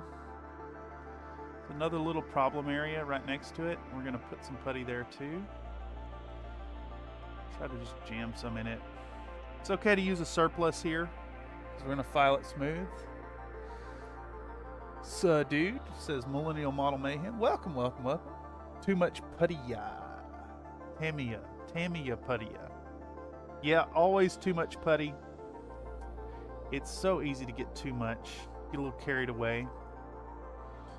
And we're going to file it down later anyways. So it's okay just to put a little surplus here. We have another bit right here that is a little messed up. I see like a dip. So let's try to get a nice roll going on and adhere it into place. Also, for those of you who don't know, are not aware of Millennial Model Mayhem, head on over and check out that channel when you get some time. You want to get some fantastic hand-painted Gunpla action, some conquest painting, some really fantastic, soothing, and wholesome paint streams. Big recommend. Alright, so we just about got this, I think, leveled out. Put a little bit more on the bottom here to bulk it up, and then we're going to file this down once this stuff cures, which we can't do right now. And I'm just licking my finger every now and then to keep this moist. You don't have to be gross like me. You can use water or Vaseline, or I've seen some people use chapstick for this. I've heard of some people using lotion. Just something to keep it lubricated and keep it from sticking. I'm just gross and like to lick my models.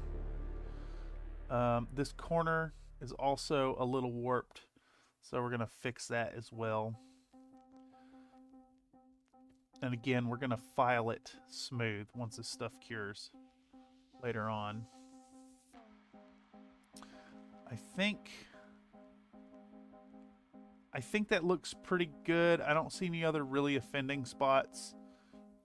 There's a little warpage in the base, but not too bad. And then we're going to set this top down to cure. Yeah, there we go. Ooh woo. Yes. Speaking of ooh woo, I believe Comstar Knight posted a ooh wooed up model in the Discord. If you're not a member of the Discord already, head on over and check it out. It's good stuff. Okay, so I think what we need to do here now is to use a drill bit. And, you know, now that I'm thinking about it, I could probably just get away with using my pen vise for this. And that's what we're going to do, instead of trying to get the Dremel to charge up. This will also buy us a little more time to let it charge up, and we can ream out those holes proper. So let's find a drill bit for my twist drill that's about the right size. I'm thinking maybe this one right here. What is this? A 2mm. That's exactly the right size. So we'll get our twist drill out. And I think this is another detail we're just going to gloss over in the video. Like, it's important to the process that we're doing here, but it's not important to the video. So we'll take this bit and just really, you know, now that I think about it too, because it's a perfect 2mm bit, I think it's going to ream out the hole as well. We just want to give it a good twisty do. This would be a lot better if it was mechanical, if it was power driven. But we just need a little bit of give in there. Just enough to sink it down. That's enough. So we're just going to go through these real quick. And I think what's happened here is, if you want to magnetize this kit, you need to not pose it. Here, let me grab an arm here. So like this arm has a hole that goes into the ball socket. So if you're magnetizing it proper, these need to just be lined up perfectly. And that means if you're going for magnetization, there's not actually any room for posability, which kind of sucks. So we're just going to compensate for that and make sure we have about that much drilled into our models. Yay, don't even have to worry about the Dremel charging up. Hey, when in doubt, just do it by hand.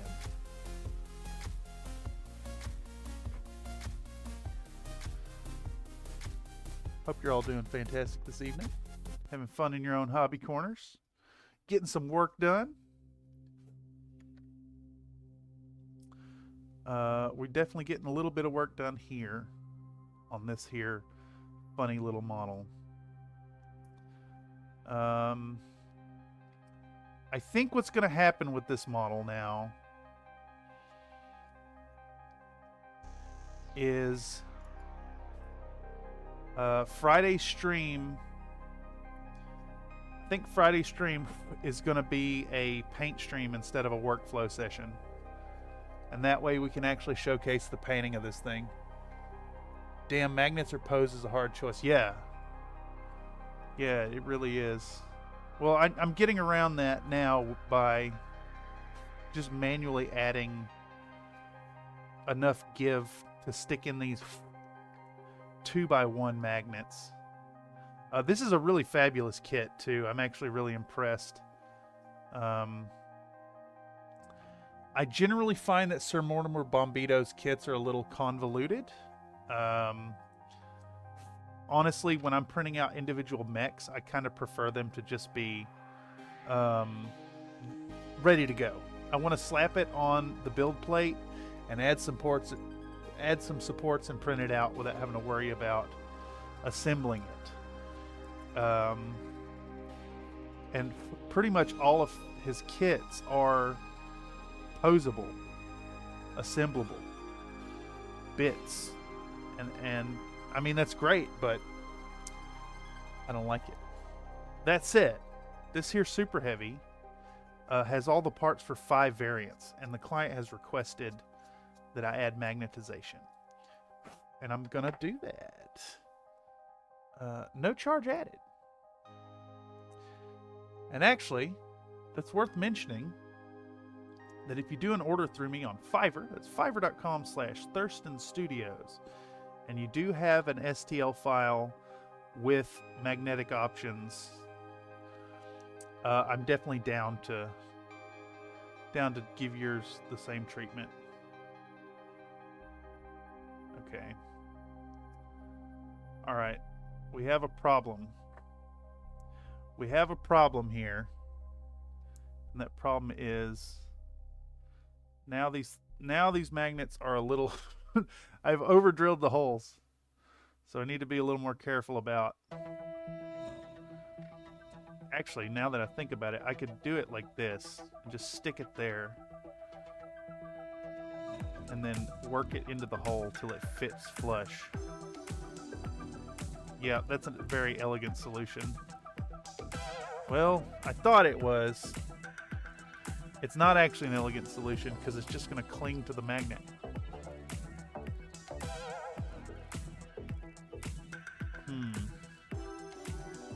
I wonder what is going to be the best way to do this. I think maybe, let's try one of these. I think what I can do is, I think I can slap this thing on right here. And then we can put a little bit of glue in the hole. Let's see if this works. Not enough putty. Never enough putty. The problem is not enough putty. You know what? That's a really good idea. That's a really good idea. We're just going to use the putty to reinforce the join. Because I actually drilled the holes too deep. Ah, yes. Yes, Comstar, yes. Blessings of Blake. And we're going to jam a whole bunch of putty down that hole.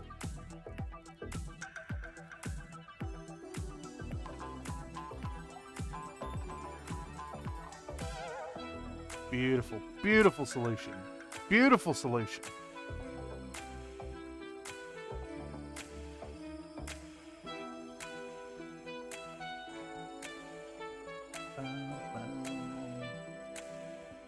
All right, so this needs to go. I need to pull this off with the big magnet and then switch it to the other side so the polarity is correct.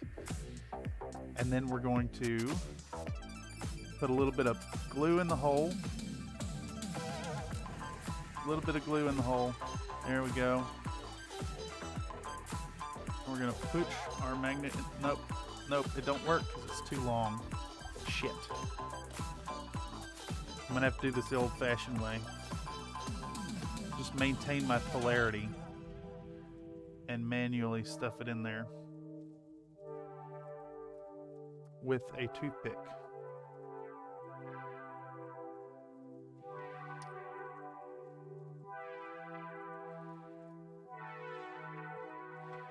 Bam, bam, bam, bam.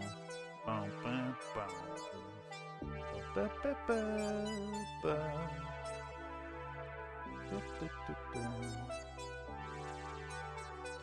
Excellent. Excellent. That worked. Holy moly, it worked. Yeah, boy.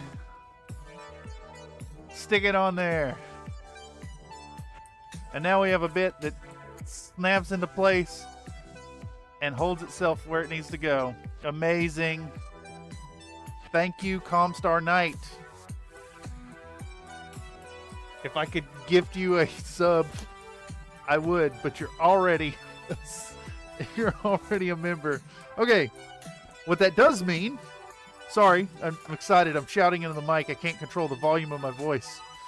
What that does mean is we can get back to filming because we have a solution.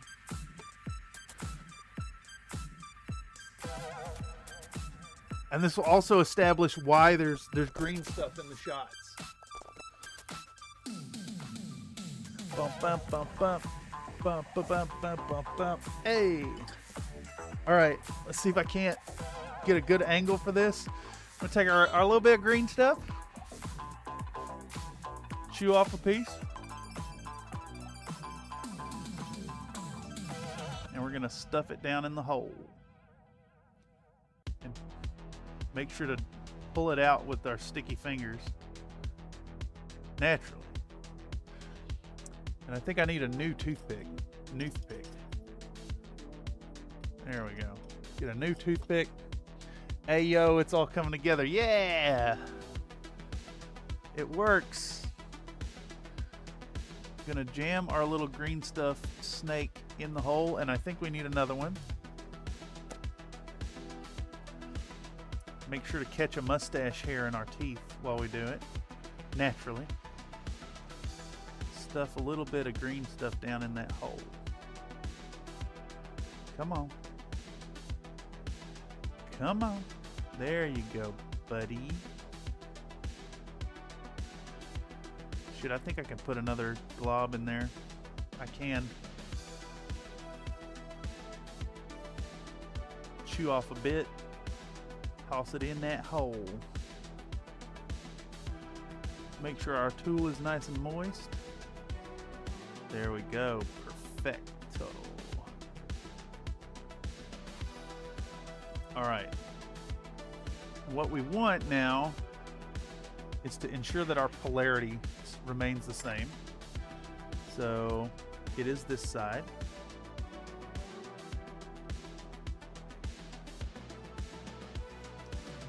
Pick up a little bit of glue and we stick it in the hole. Just a little bit. Just a little bit, you know, and by a little bit, I mean a whole lot. Just like way too much. And forget which polarity we're doing. Toothpick fans. Thanks, ants. Look around you. Yeah, exactly. Alright, and then we stuff it in there. And we take our toothpick and we jam it down. Jam our little lad deep enough that it will gain purchase on our model, but not so deep, or not so not deep that it doesn't work. And we're gonna cure the lad. Bink with a little drop of Bob Smith Industries Insta set. Looking great so far. Oh boy, we got that rack arm. Look at that, and it works. What a solution. I'm elated. Ow. All right, that's enough filming of that part. Because this is all going to be like, I don't know, 20, 30 seconds in the video. Let's keep going down the line with our right arms. These are right arms? Yeah. Stuff in some green. When in doubt, throw green at the project. Things tend to come together. I think what happened is while I was drilling these holes, I broke into a layer that was where the previous hole existed, and I drilled too deep. We went too deep. We discovered things in the darkness that no man should ever encounter. All right, so same deal. We're gonna take our big stack of 2x1s and we're gonna just slap it on there so we know the polarity. All right, and then we'll put a little bit of glue in our hole, just a little bit, just a little bit. I think this toothpick has had it. We're gonna go to a new toothpick, a toothpick. More green stuff equals things coming together. Yeah, you're right. You're damn right. Okay, and now we have our polarity stick set up, so we can just pull one off the end, and we know that the butt end here goes in the hole. So butt in the hole. And we want to slide that into position, and give her a little push. Just real gentle like, and coax it into position. There we go. I think I need a stronger tool than toothpick, unfortunately. How about this one? We'll use this Riemann stick and give it a good push into that green stuff.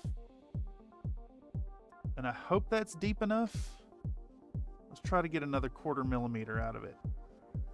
There we go. Double down with a little bit more super glue. Super. S-U-P-A-H. Super glue. Balrog sent his lawyer up to write threatening letters to us. Yes. Yes. Alright, and then a little dappy-doo. Perfect. And then this arm should go in place as well. Oh man, it's too good. Magnetized bits. Fucking A, it's so good. So good. So good and so tasty. Alright, so we've got, this will be the 4th one right here, and then we're ready to move on to left arms. So once again, let's get our little dappy-doo of green stuff. And we're going to push it in the hole. Clog that hole with green. Like a money pit. And that's a little too... a little bit too little. So we're going to do another little chewed off bit of green stuff. I hope y'all can see that. I'm trying to stay in frame. I know I'm working on little tiny details here. So my apologies if they're not in focus worth a damn. This project is proving to be much slower than I was anticipating, unfortunately. But such is the case when working on these things. All right, we're gonna get our polarity stick once more. Take the one off the tip, and then we put the butt in the hole. Butt side down.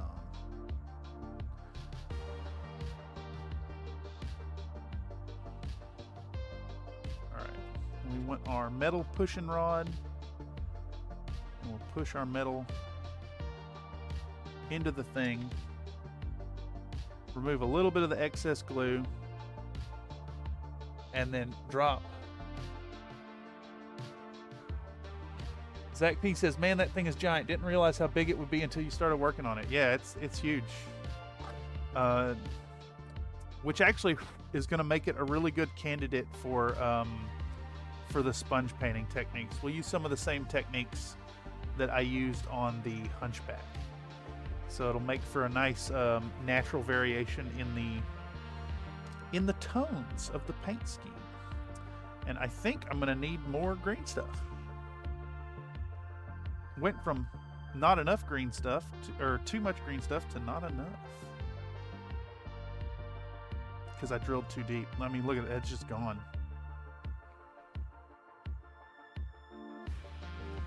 And I think what'll happen is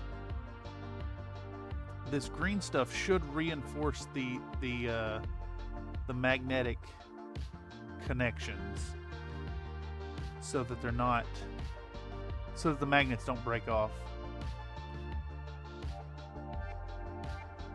At least that's the idea.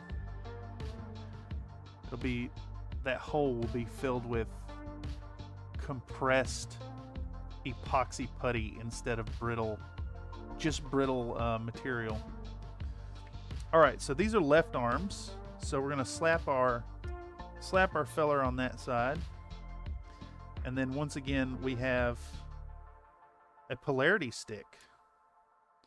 So we'll take our butt side down and push our butt, oops, come on. It's trying to turn over on me. Push our butt down into the green. Butt first into the green hole. And we use our metal pushing stick to compress it in there. We need it to go in, I need about 1/4 millimeter of give.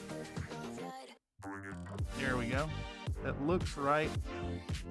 I see green stuff starting to push up out of the edge. So there we go. We'll do a little dollop of the green, or the Bob Smith Industries.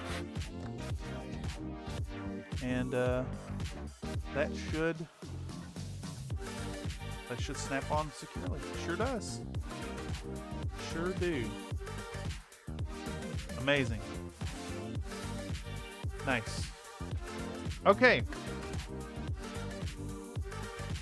All right, I'm excited. I am excited. And I need a little bit more green stuff now. So, in my tried and true fashion of chewing it off. Don't do this, by the way. Don't put hobby products in your mouth. Don't do it. Don't be a me. Does it say anything about toxic? Actually, it doesn't say anything about this being toxic. Because who in their right mind would put it in their mouth, you know? I will. That's who. I'm not eating it.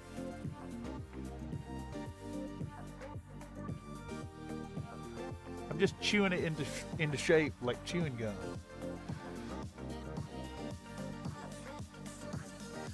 All right. We get this stuff mixed up, and we're gonna do the same process, and we'll have 4 sets of weapons. There's a 5th set, but I need to print another shoulder panel, which really sucks. And I think we could at least prime the thing tonight. I think we're 2 hours 25 minutes. I don't want to go over 3 hours.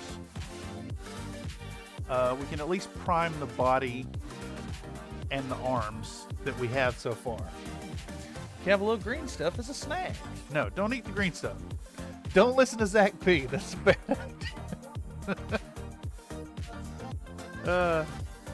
It's too good. Oh, you know what? While I'm here, I forgot. Well, we'll do it at the end. There's a little hole in the cockpit I want to fix. And that's one of the reasons I got the green stuff out. But while we're doing the magnetization, let's keep on with that. Actually, I'm going to film one more of them so we have enough footage to make a competent scene. Once again, we're using I'm using a Galaxy Note 9 to film everything. It films in nice 4K. It's more than enough to show the detail I'm after. Video idea: top 5 tastiest hobby products. I am planning on doing a unashamed taste test of paints, maybe as a short. Jason saying this is why we can't have nice things. Folks in Cali eating things that are not for eating. Well, yeah, exactly. Some type of green stuff witch doctor chewing up remedies over here. Yes. I don't know, just like with licking the brush to get the shape right, it just seems like the most efficient way to make it work, you know? I need to keep it moist. I need to work it into a smooth consistency. Why not put it in your mouth? That's just my oral fixation talking, of course. Also, welcome, Charles Fitz. Hope you're doing well this evening. Good to see you in yet another Countryfied Minis live stream, where we put things in our mouths and get nothing done. I made this green stuff a little too yellow, so it's very sticky. But that's fine. That just means it's going to flow a little better. It's going to flow a little better when we get the magnet pushed in there. It is making it a little bit difficult to push in the hole though, because it's just so sticky. It's too wet. I need more blue in it. I needed more blue.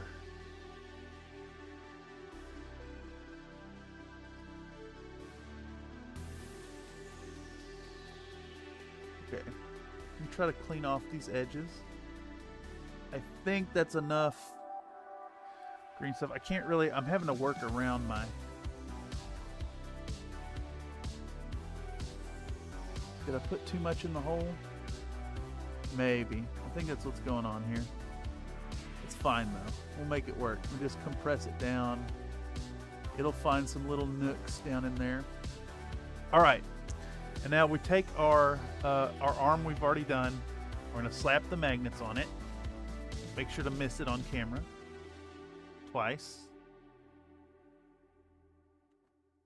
There we go. We're going to grab a little bit of glue off our primate. Actually, primate needs some more glue. Moist, yes.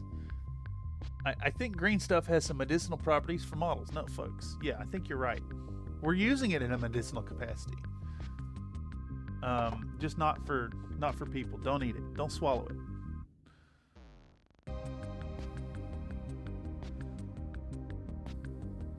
Alright, we'll put a little droplet of glue there. We're going to take our polarity stick and make sure we maintain knowledge of where the butt is. So, I'll press it against my finger so I don't lose track of the side. And now I have... Uh-oh, it tried to flip on me. I need to lift up this end. There we go. There we go. Alright, got it in position. And we'll start pushing it with the toothpick straight on.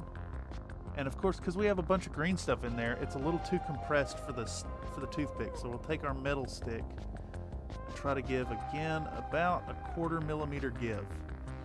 And that looks good.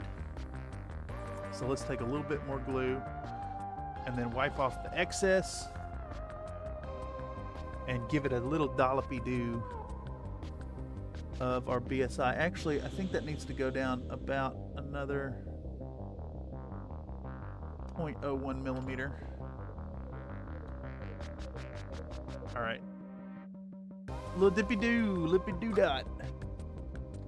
Now you could 100% reattach a person's arm with enough green stuff. Will they be able to use it? No, but it would be there long. Exactly. Exactly. All right, something's going on with this arm. It don't want to work. Is it a weird... I think it's kind of like...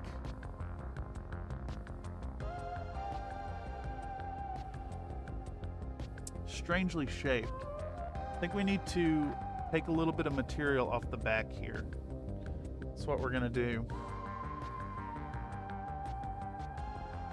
It's got like it's got a round detail, which is very nice, but it's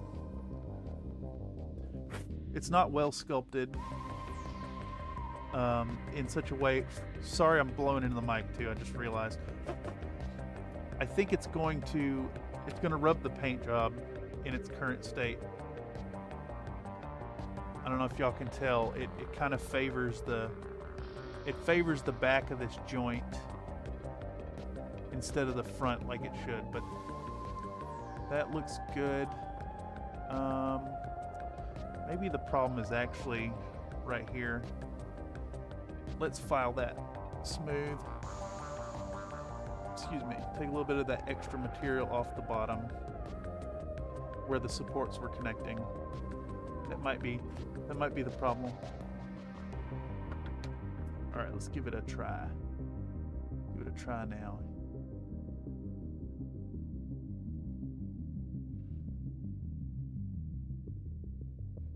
I mean, it kind of wants to go.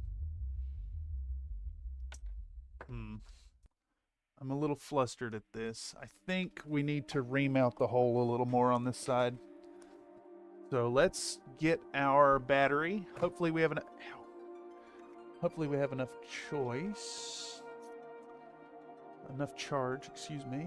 Vandal Noir coming in, asking, what are we working on? Superheavy 3D print. That is exactly what we're working on. This is a Sir Mortimer Bombito sculpt of the Mars. And we're working on magnetizing all the options at the moment. I'm struggling with this arm at the moment. This bit don't really want to work too well. And I'm not sure where the problem lies.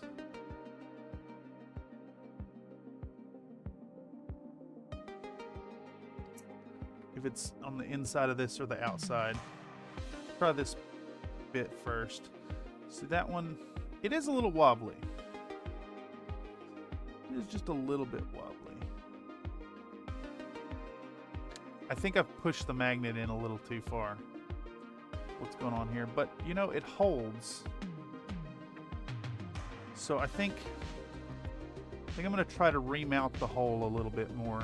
A little extra.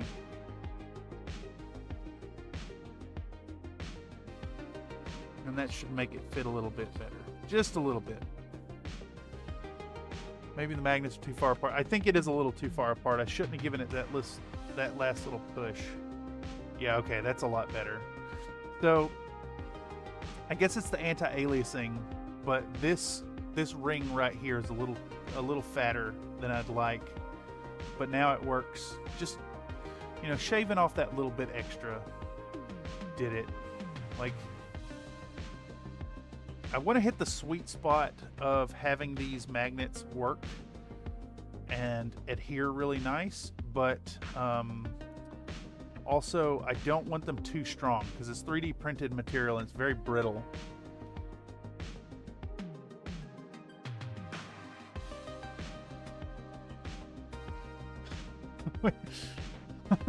Vandal Noir says, the problem with resin printing, especially on that model, is you can't club an SOB who's irritated you on the table.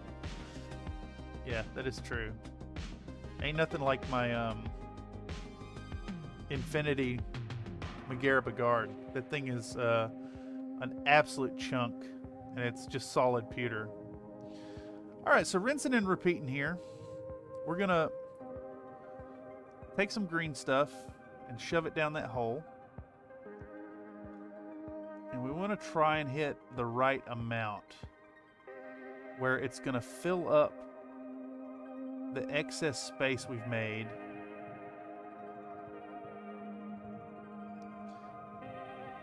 And still be compressible. Need just a tiny bit more. Also, I realize again that y'all probably can't see much of what's going on here. I'm going to try to narrate it as best I can.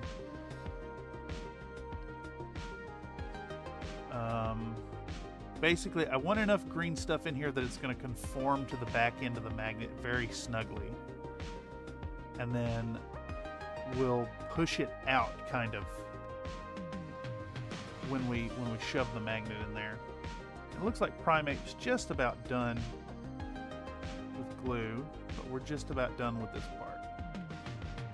So once again, let's take our model here. Let's slap our polarity stick on. There we go. Make sure it's correct. We'll take the top magnet off. Ensure we remember which end is the butt, which is that one. And we're going to push it in the hole. Butt first into the green hole. There we go. Give it a little tappy-do with the toothpick until it don't want to go no more. All right. And then we'll take our metal pushing stick, try to get about a 1/4 millimeter give, and then line it up real nice. A little bit extra glue, rub it around the magnet, remove the excess, and a little dippy-doo of our BSI Instaset. Let's see how that works. Perfect. Yes. The little extra reaming is maybe not great with this bit, but I mean, it's got a little wobble, but it ain't going nowhere unless you really shake the hell out of it. I mean, you're not going to be moving it more than like that on the table. Like, if you're moving it this hard, you're already like, the hell are you doing? What's this? The hell? What track is this? I'm liking this. ELFL. Man, ELFL. There's a reason I put them on there, but that one song we removed, we had to. It was too much of a lullaby.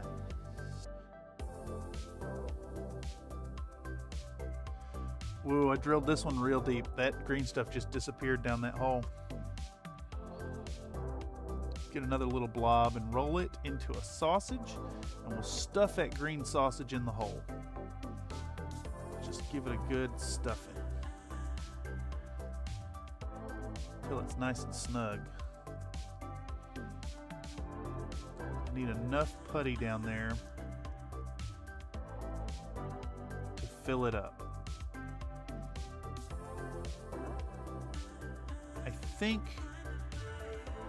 I think that's just enough.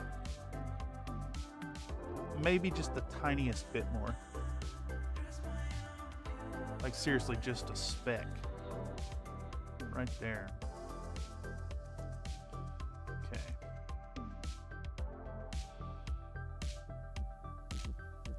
Basically, when we push in the magnet, I want this to compress down and become solid epoxy. All right, a little bit of glue. A little bit of glue on top.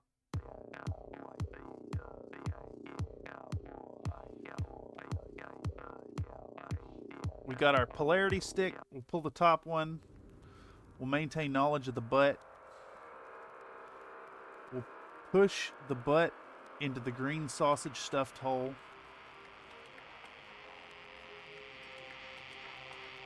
And use our toothpick to start it. Sorry, I keep bumping the camera. Push it down. And we use our metal pushing rod. Try to get another 1/4 millimeter out of it. There we go. Give it a rub with a little bit of glue. A little bit extra. I'm running out. Primate, I need a little more. Just a little more, brother. Alright. There we go. We'll remove the excess. Give it a little dippy-doo of our dippy-don'ts.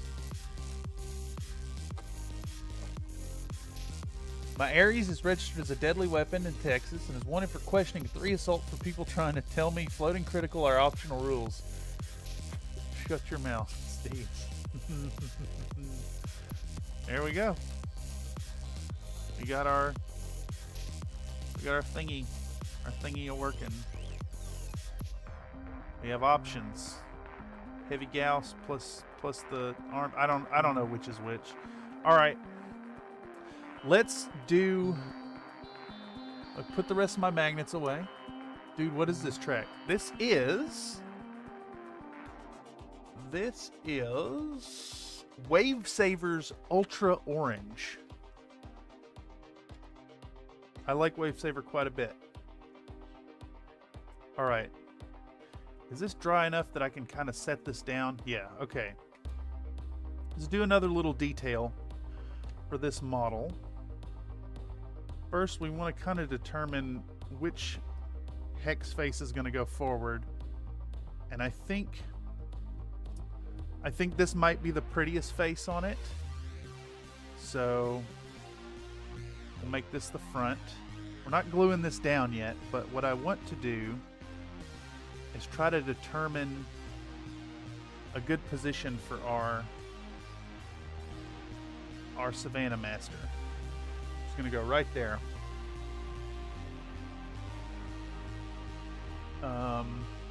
Yeah. Let's work on this base. I don't even think I'm going to get to priming tonight, y'all.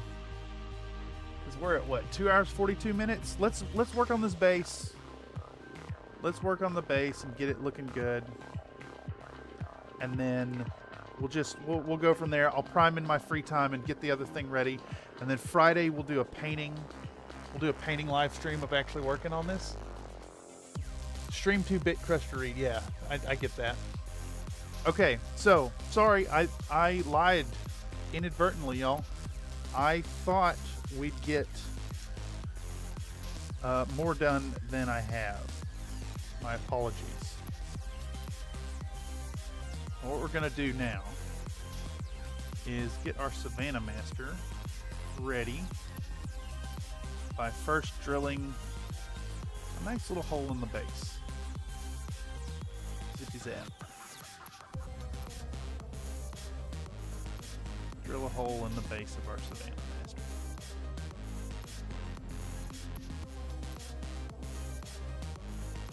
Make sure you get it a little deeper than that. You want enough to really support its own weight.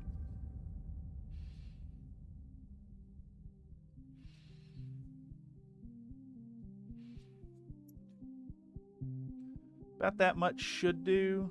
I'm going to give it a few, like, I don't know, 10 more turns. Maybe 20. All right, let's see. That, probably enough to support it. And now, I have this here tip. Should absolutely have these in your collection, in your hobby collection. Standard paper clips. And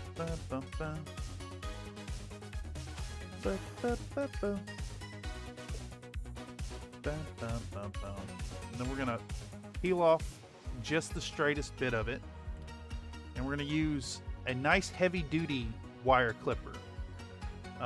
For me, the best one I have for this is this hardened steel tool. Don't use your good clippers, you will break them. Or don't use your sprue nippers, I should clarify. We're gonna get a length of this here paper clip. All right, Primate, I think you need a little more sticky goo there, brother.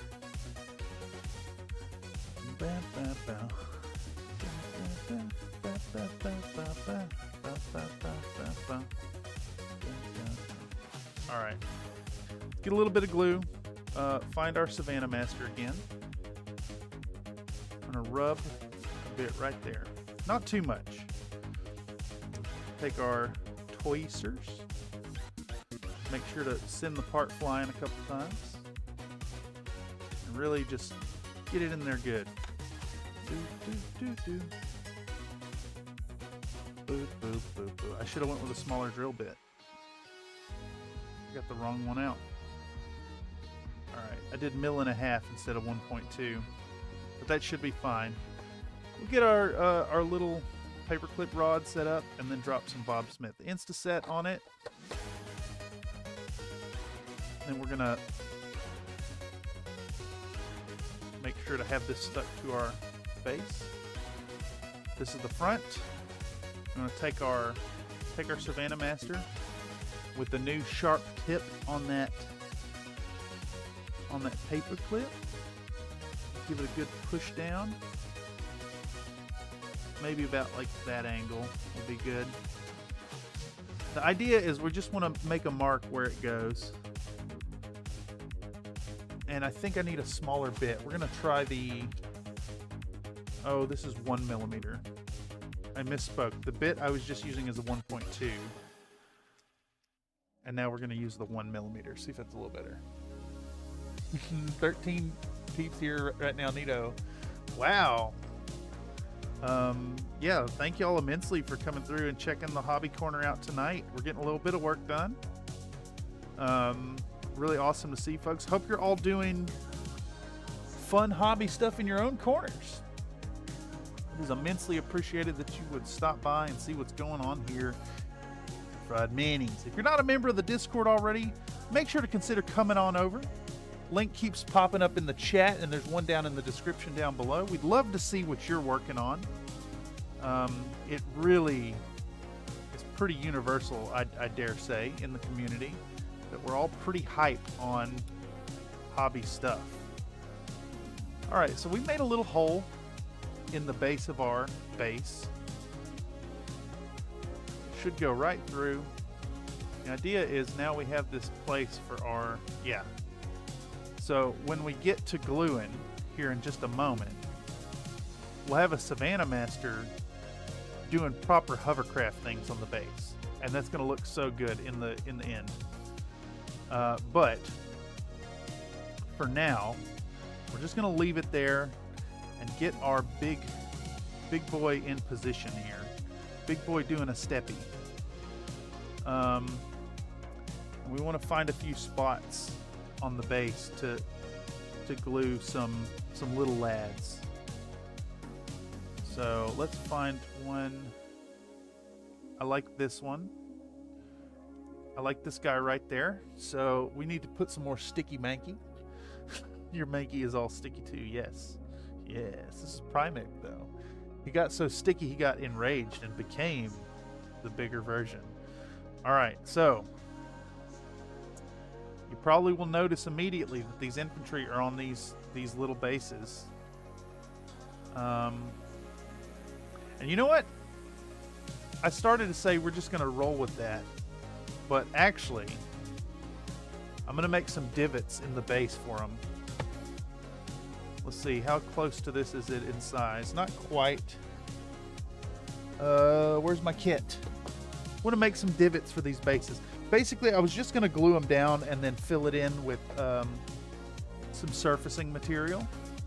But instead, what we're going to do is find a bit that's about the right size.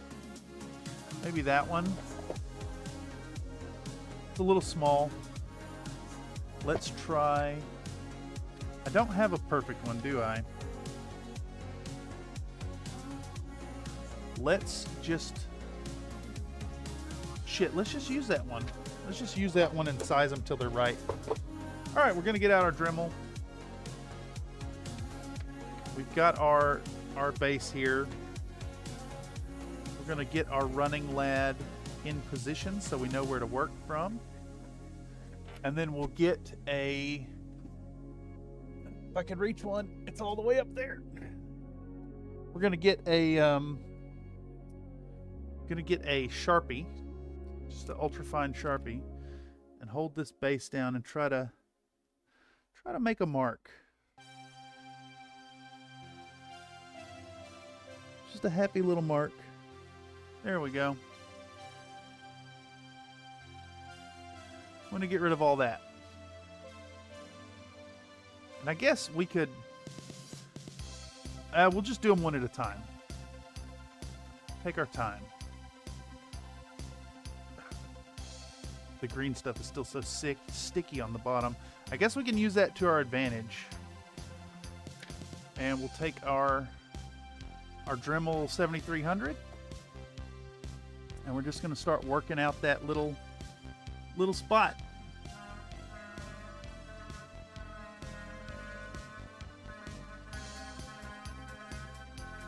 It don't have to go too deep. And I really should be wearing a respirator right now. But I think the dust is largely controlled, honestly.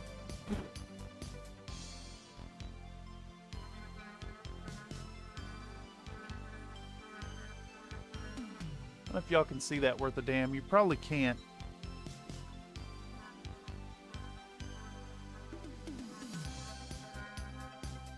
I'm just going to bore out a little hole. Happy little hole.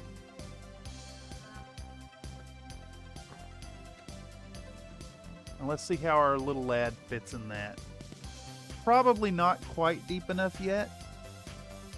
It is not quite deep enough yet. Let's do a little more. I think this dust is low. Spitting sounds, vomits blood. Yeah, exactly. Welcome to Country Fried Minis, where we lick paintbrushes and we inhale dust. Let me try to get it as an angle y'all can see what's going on here. I'm just going to work in this hole, and it's okay if it's a little oversized. It's easier to work with if it's oversized as compared to undersized. Just very carefully ream out a hole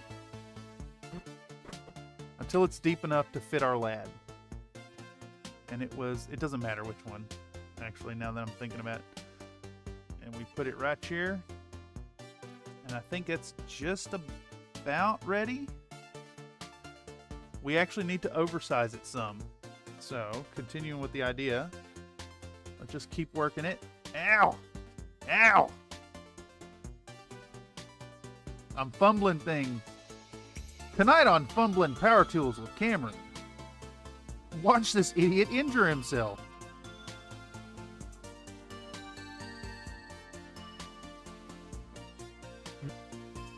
In all seriousness, how funny would it have been if it just would have started spurting blood there? Oh, so good. Negligent moron. All right. Let's see. Is that hole big enough? No. It still needs just a bit more. Just a bit more. We're going to ream it out a little bit more.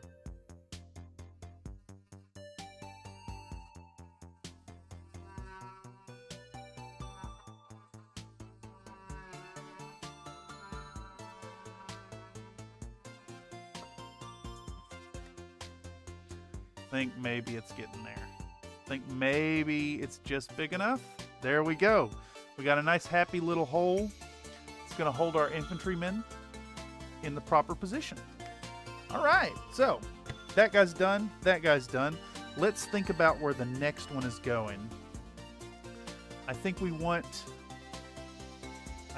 this lad right here in the front. Right there. David Muller. Hey. What are we making here? Fidget spinner? No, we're working on a Superheavy Mars from Sir Mortimer Bombito. This is the a envisioning of the Ares Superheavy, and so far this evening we've managed to get we've got most of the bits ready for the magnetization options. Right now I'm putting on some little base accoutrements. I got these fun little lads. And I'm going to ream out some holes for them. I was thinking we'd get assembly and priming done tonight, but as is tradition here on Country Fried Minis, I have failed to get that done. So we're looking at Friday, we'll actually start in the painting, and then next Monday we'll do the nose art for this one. Kind of fun. Superheavy March 5th. Yeah, yeah! Ream out a hole until it's deep enough to fit our lad. Yes, amazing. Welcome to the Fidget Spinner stream. This is a Fidget Spinner stream. Also, welcome. Thanks for stopping by and taking a moment to check out what's going on here on Country Fried Minis. Hope your hobbying's going great in your own world. If you're not already a member of the Country Fried Minis Discord, consider checking it out. There's a link in the description down below. It also pops up in the chat every now and then from Nightbot. But we'd definitely love to see what you got going on in your Battletech universe. Or, any other game. It's a happy and welcoming community. Alright, so, again, we just want to work this hole until it's deep enough that our peg will fit in it, or our plinth, the little lad's base. Sink it to the base. And it's okay if it's a little oversized. We'd rather it be oversized anyways. And that should work. I don't think it's quite big enough. I can still see Sharpie. So let's work that out. and see if our, where's he at? The guy with the binocs should fit in that hole. It's good enough. So that's 2 out of 4. All right, so let's put our big steppy boy back and put down the Savannah Master as well. Let's see how it's going to fit. I think we can do one. Let's do another one right here. Do I have another running model?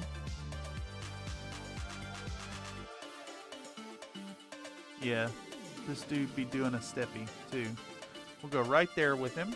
Once again, we're going to pull out our Sharpie and mark the base.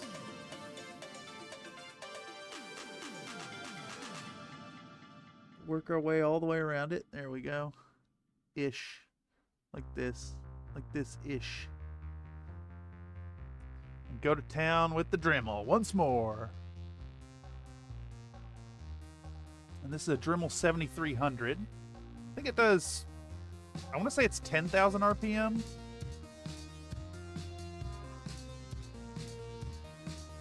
I'm just going to work around that circle. Again, you should probably wear a respirator when doing this. I feel like, well, I was going to say I feel like this isn't enough dust to warrant it, but I just felt the dust enter my lungs. So maybe I should be wearing my respirator.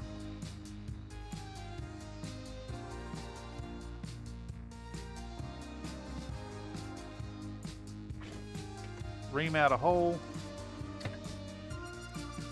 And it's funny, if the dust wasn't bad enough before, I'd just, you know, blow into it and aerosolize it. I have a little bit, this has gotten a little oval shaped. I'm about to choke to death on this dust too. Let's just do this. Let's just put the fucking thing on. There we go. Let's just put the thing on. We gotta work out the ovalness.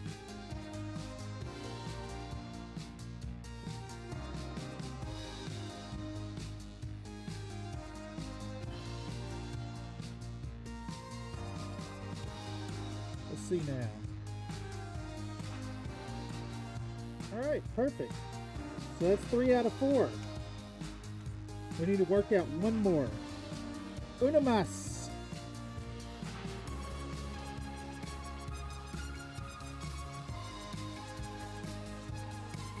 I think we're gonna just do a suicidal lad, like right out in the front. Not that he's literally suicidal.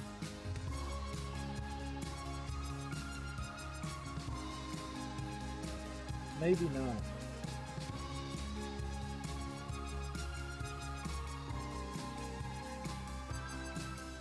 Oh, let's do 2 right next to each other. That's actually a better idea, I think. We'll do 2 right next to each other right here.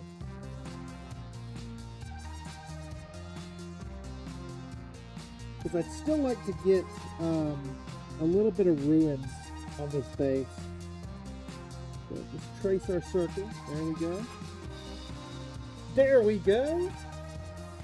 Tobias coming in saying, no, resin is good for you. Yeah, it's absolutely great for you. Yes, please inhale all the resin you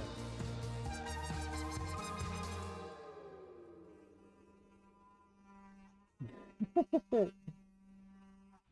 Oh, fuck.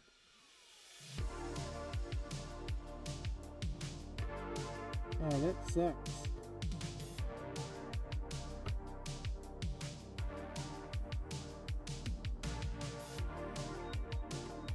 Alright, I gotta do this left-handed.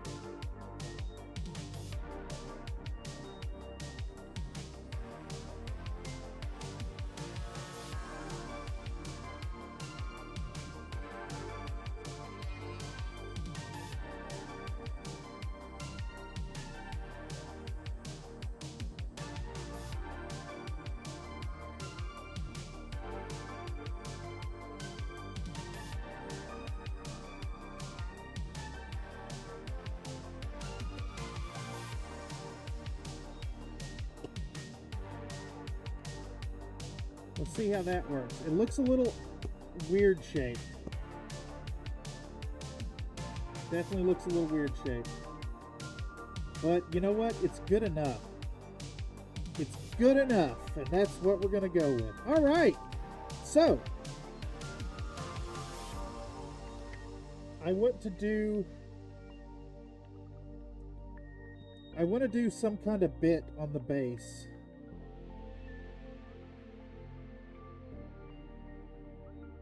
I think that might be what we're going for right there. Yeah, right there. Alright, so we got this here busted Mech arm. And what I want to do is, I want to flatten one end of it. Me too, bro. It's actually delicious. Yeah, resin is a healthier coffee alternative. Oh my god, I'm triggered. I'm triggered. No.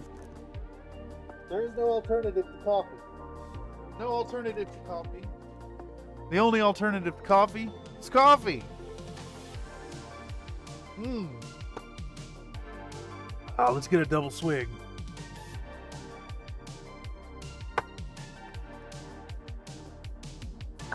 Coffee. I love to eat microplastics and drink resin. I mean, if you think you can avoid microplastics, you're sorely mistaken. You might as well learn to enjoy it. All right, back on with the mask. Sorry about the mic noise. My apologies about the mic noise. Let's do one more little bit of converting for this base. So I got a little sanding wheel, sanding drum, and I want this arm to be flat on the bottom. So we're just gonna blast it.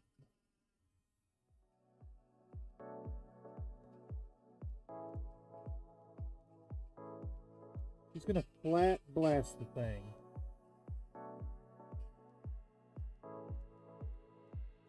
There we go.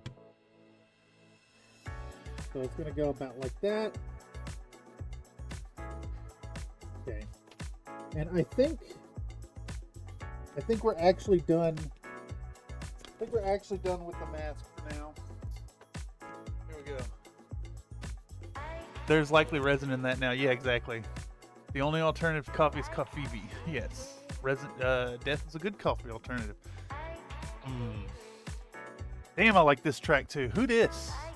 Who dis? Oh, of course. Of course. It's Ava Lowe. The sexiest music on the channel by far.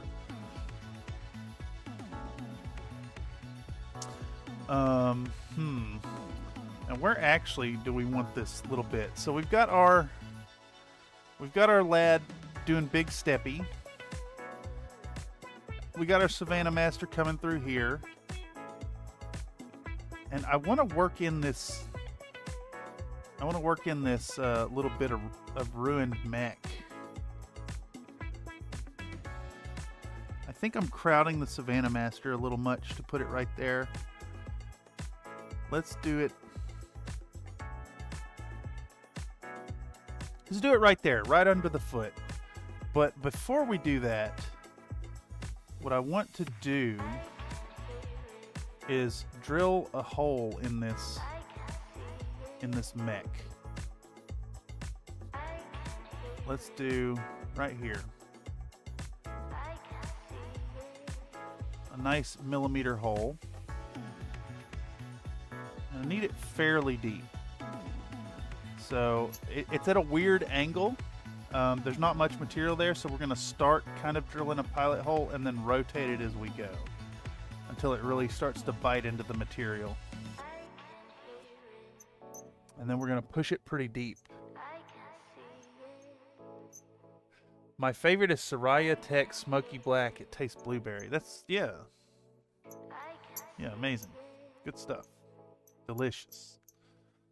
I'm still on that basic. All right.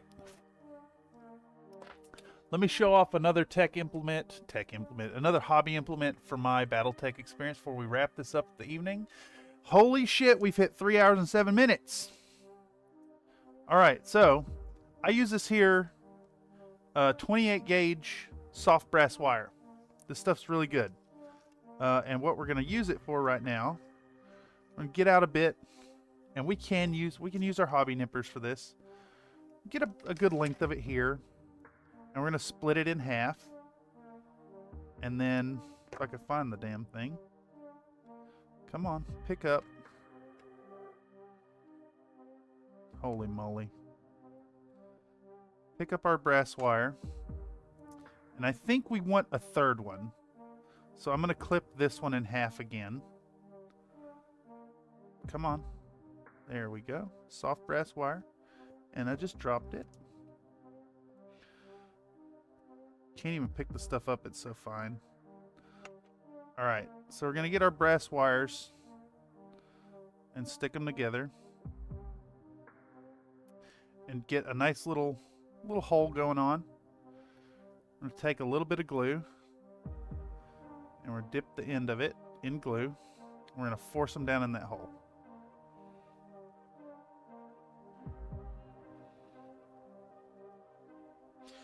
Take a little bit more of our primate goo.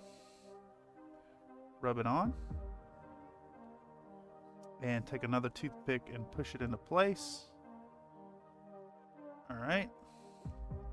Get a little separation between the wires here. There we go. And we're going to drop a little BSI. Dippy-doo right there. Dippy-doo. And then bend the wire. Bend one of the wires in an ungainly angle. Same here. And now we have this little bit. Line up our lad one more time. And we want that happy little detail very forward. So before we wrap this up, let's glue this down. Get that stuck on. Perfect. And then we're going to put our little lads on the base. And I think we have hit 3 hours, so we're going to call it, y'all. Let's do the running lad over here. He's kind of running around the foot. All right. We have this boy right here who's at attention, or kind of at attention. We're going to put him facing the front. We have a lad next to him that's got his rifle down, but he's kind of got binoculars. So let's presume, I see that I'm not in frame either. He's going to go right next to his friend. He's getting ready to scout things out. And then in the back, with the last little bit of primate juice. Come on. I need all your stickies. There we go. The last bit of primate juice is going to put this feller down, who's kind of stepping around the stuff. All right, we got a fun little display base coming. I'm going to leave the what's it called? The Savannah Master separate, but I'll put it on there briefly so y'all can see. There we go. So we got a fun little base with a lot going on. We got some infantry that's going around. We got a reckless Savannah Master pilot weaving through all the bases. We got a busted up mech. And then we got our lad doing a big steppy right over top of the busted part. It's going to look really good, and it's going to add a whole lot to the model. I wanted to get to putting some texture, and I'll show you the product I'm going to use before I get to it. I'm either going to use some contrast or some Citadel Colors Technical mud, or I'll just mix up a little bit of paint and PVA glue and baking soda and rub it on the base. But we need to let the green stuff cure here. We're going to file those down. I got to print out one more part. I left off the shoulder joint for these, so we're going to get one more part. And then Friday I'm going to be back. We're going to slap some paint on this thing. Same time, same place, 6 p.m. PST. We're going to get it rolling, get some work on. So timeline for this project is we have Friday. We're putting the base coats on this. We'll be talking about sponge painting and painting military models. Monday, the following Monday, we'll be streaming again, 6 p.m. PST, same place. We'll be painting some nose art, doing a pinup right here on the model here, and then maybe some kind of lettering right there, something real fun. And then that Wednesday at our regular paint stream, we're going to get back out the Transformers and this, and we're going to do an episode all about oil washing. And then this project is going to be done and ready to ship out to the client. If you out there want to get your hands on your own custom commission by yours truly here on Country Fried Minis, check out my offer at fiverr.com/Thurston Studios. It's THURSTON Thurston Studios. So if you want to get your own set of mechs or whatever you want painted, hit me up. If you really like what you're seeing here on the channel, first and foremost, the best thing you can do is just watch the content, like, comment, subscribe, all that good stuff. If you really want to support us, consider joining up as a member for as little as $1 a month. You can have access to a fun little badge next to your name, biscuit-based emojis, and as well as priority consideration for Community Streams events. We also have a Patreon, but, you know, I'm not asking for all your money, just some of it. In any case, I've been Cameron on behalf of Country Fried Minis, presenting once more from the Bullshit Corner 2.0, getting a little bit of work done tonight. As always, I want y'all to remember to be happy while you're painting. And of course, as always, to know that your participation here on Country Fried Minis makes me happy while I'm painting. In any case, that's all I got for y'all. We're hit the 3-hour mark. We're going to shut her down. See y'all next time. Bye-bye.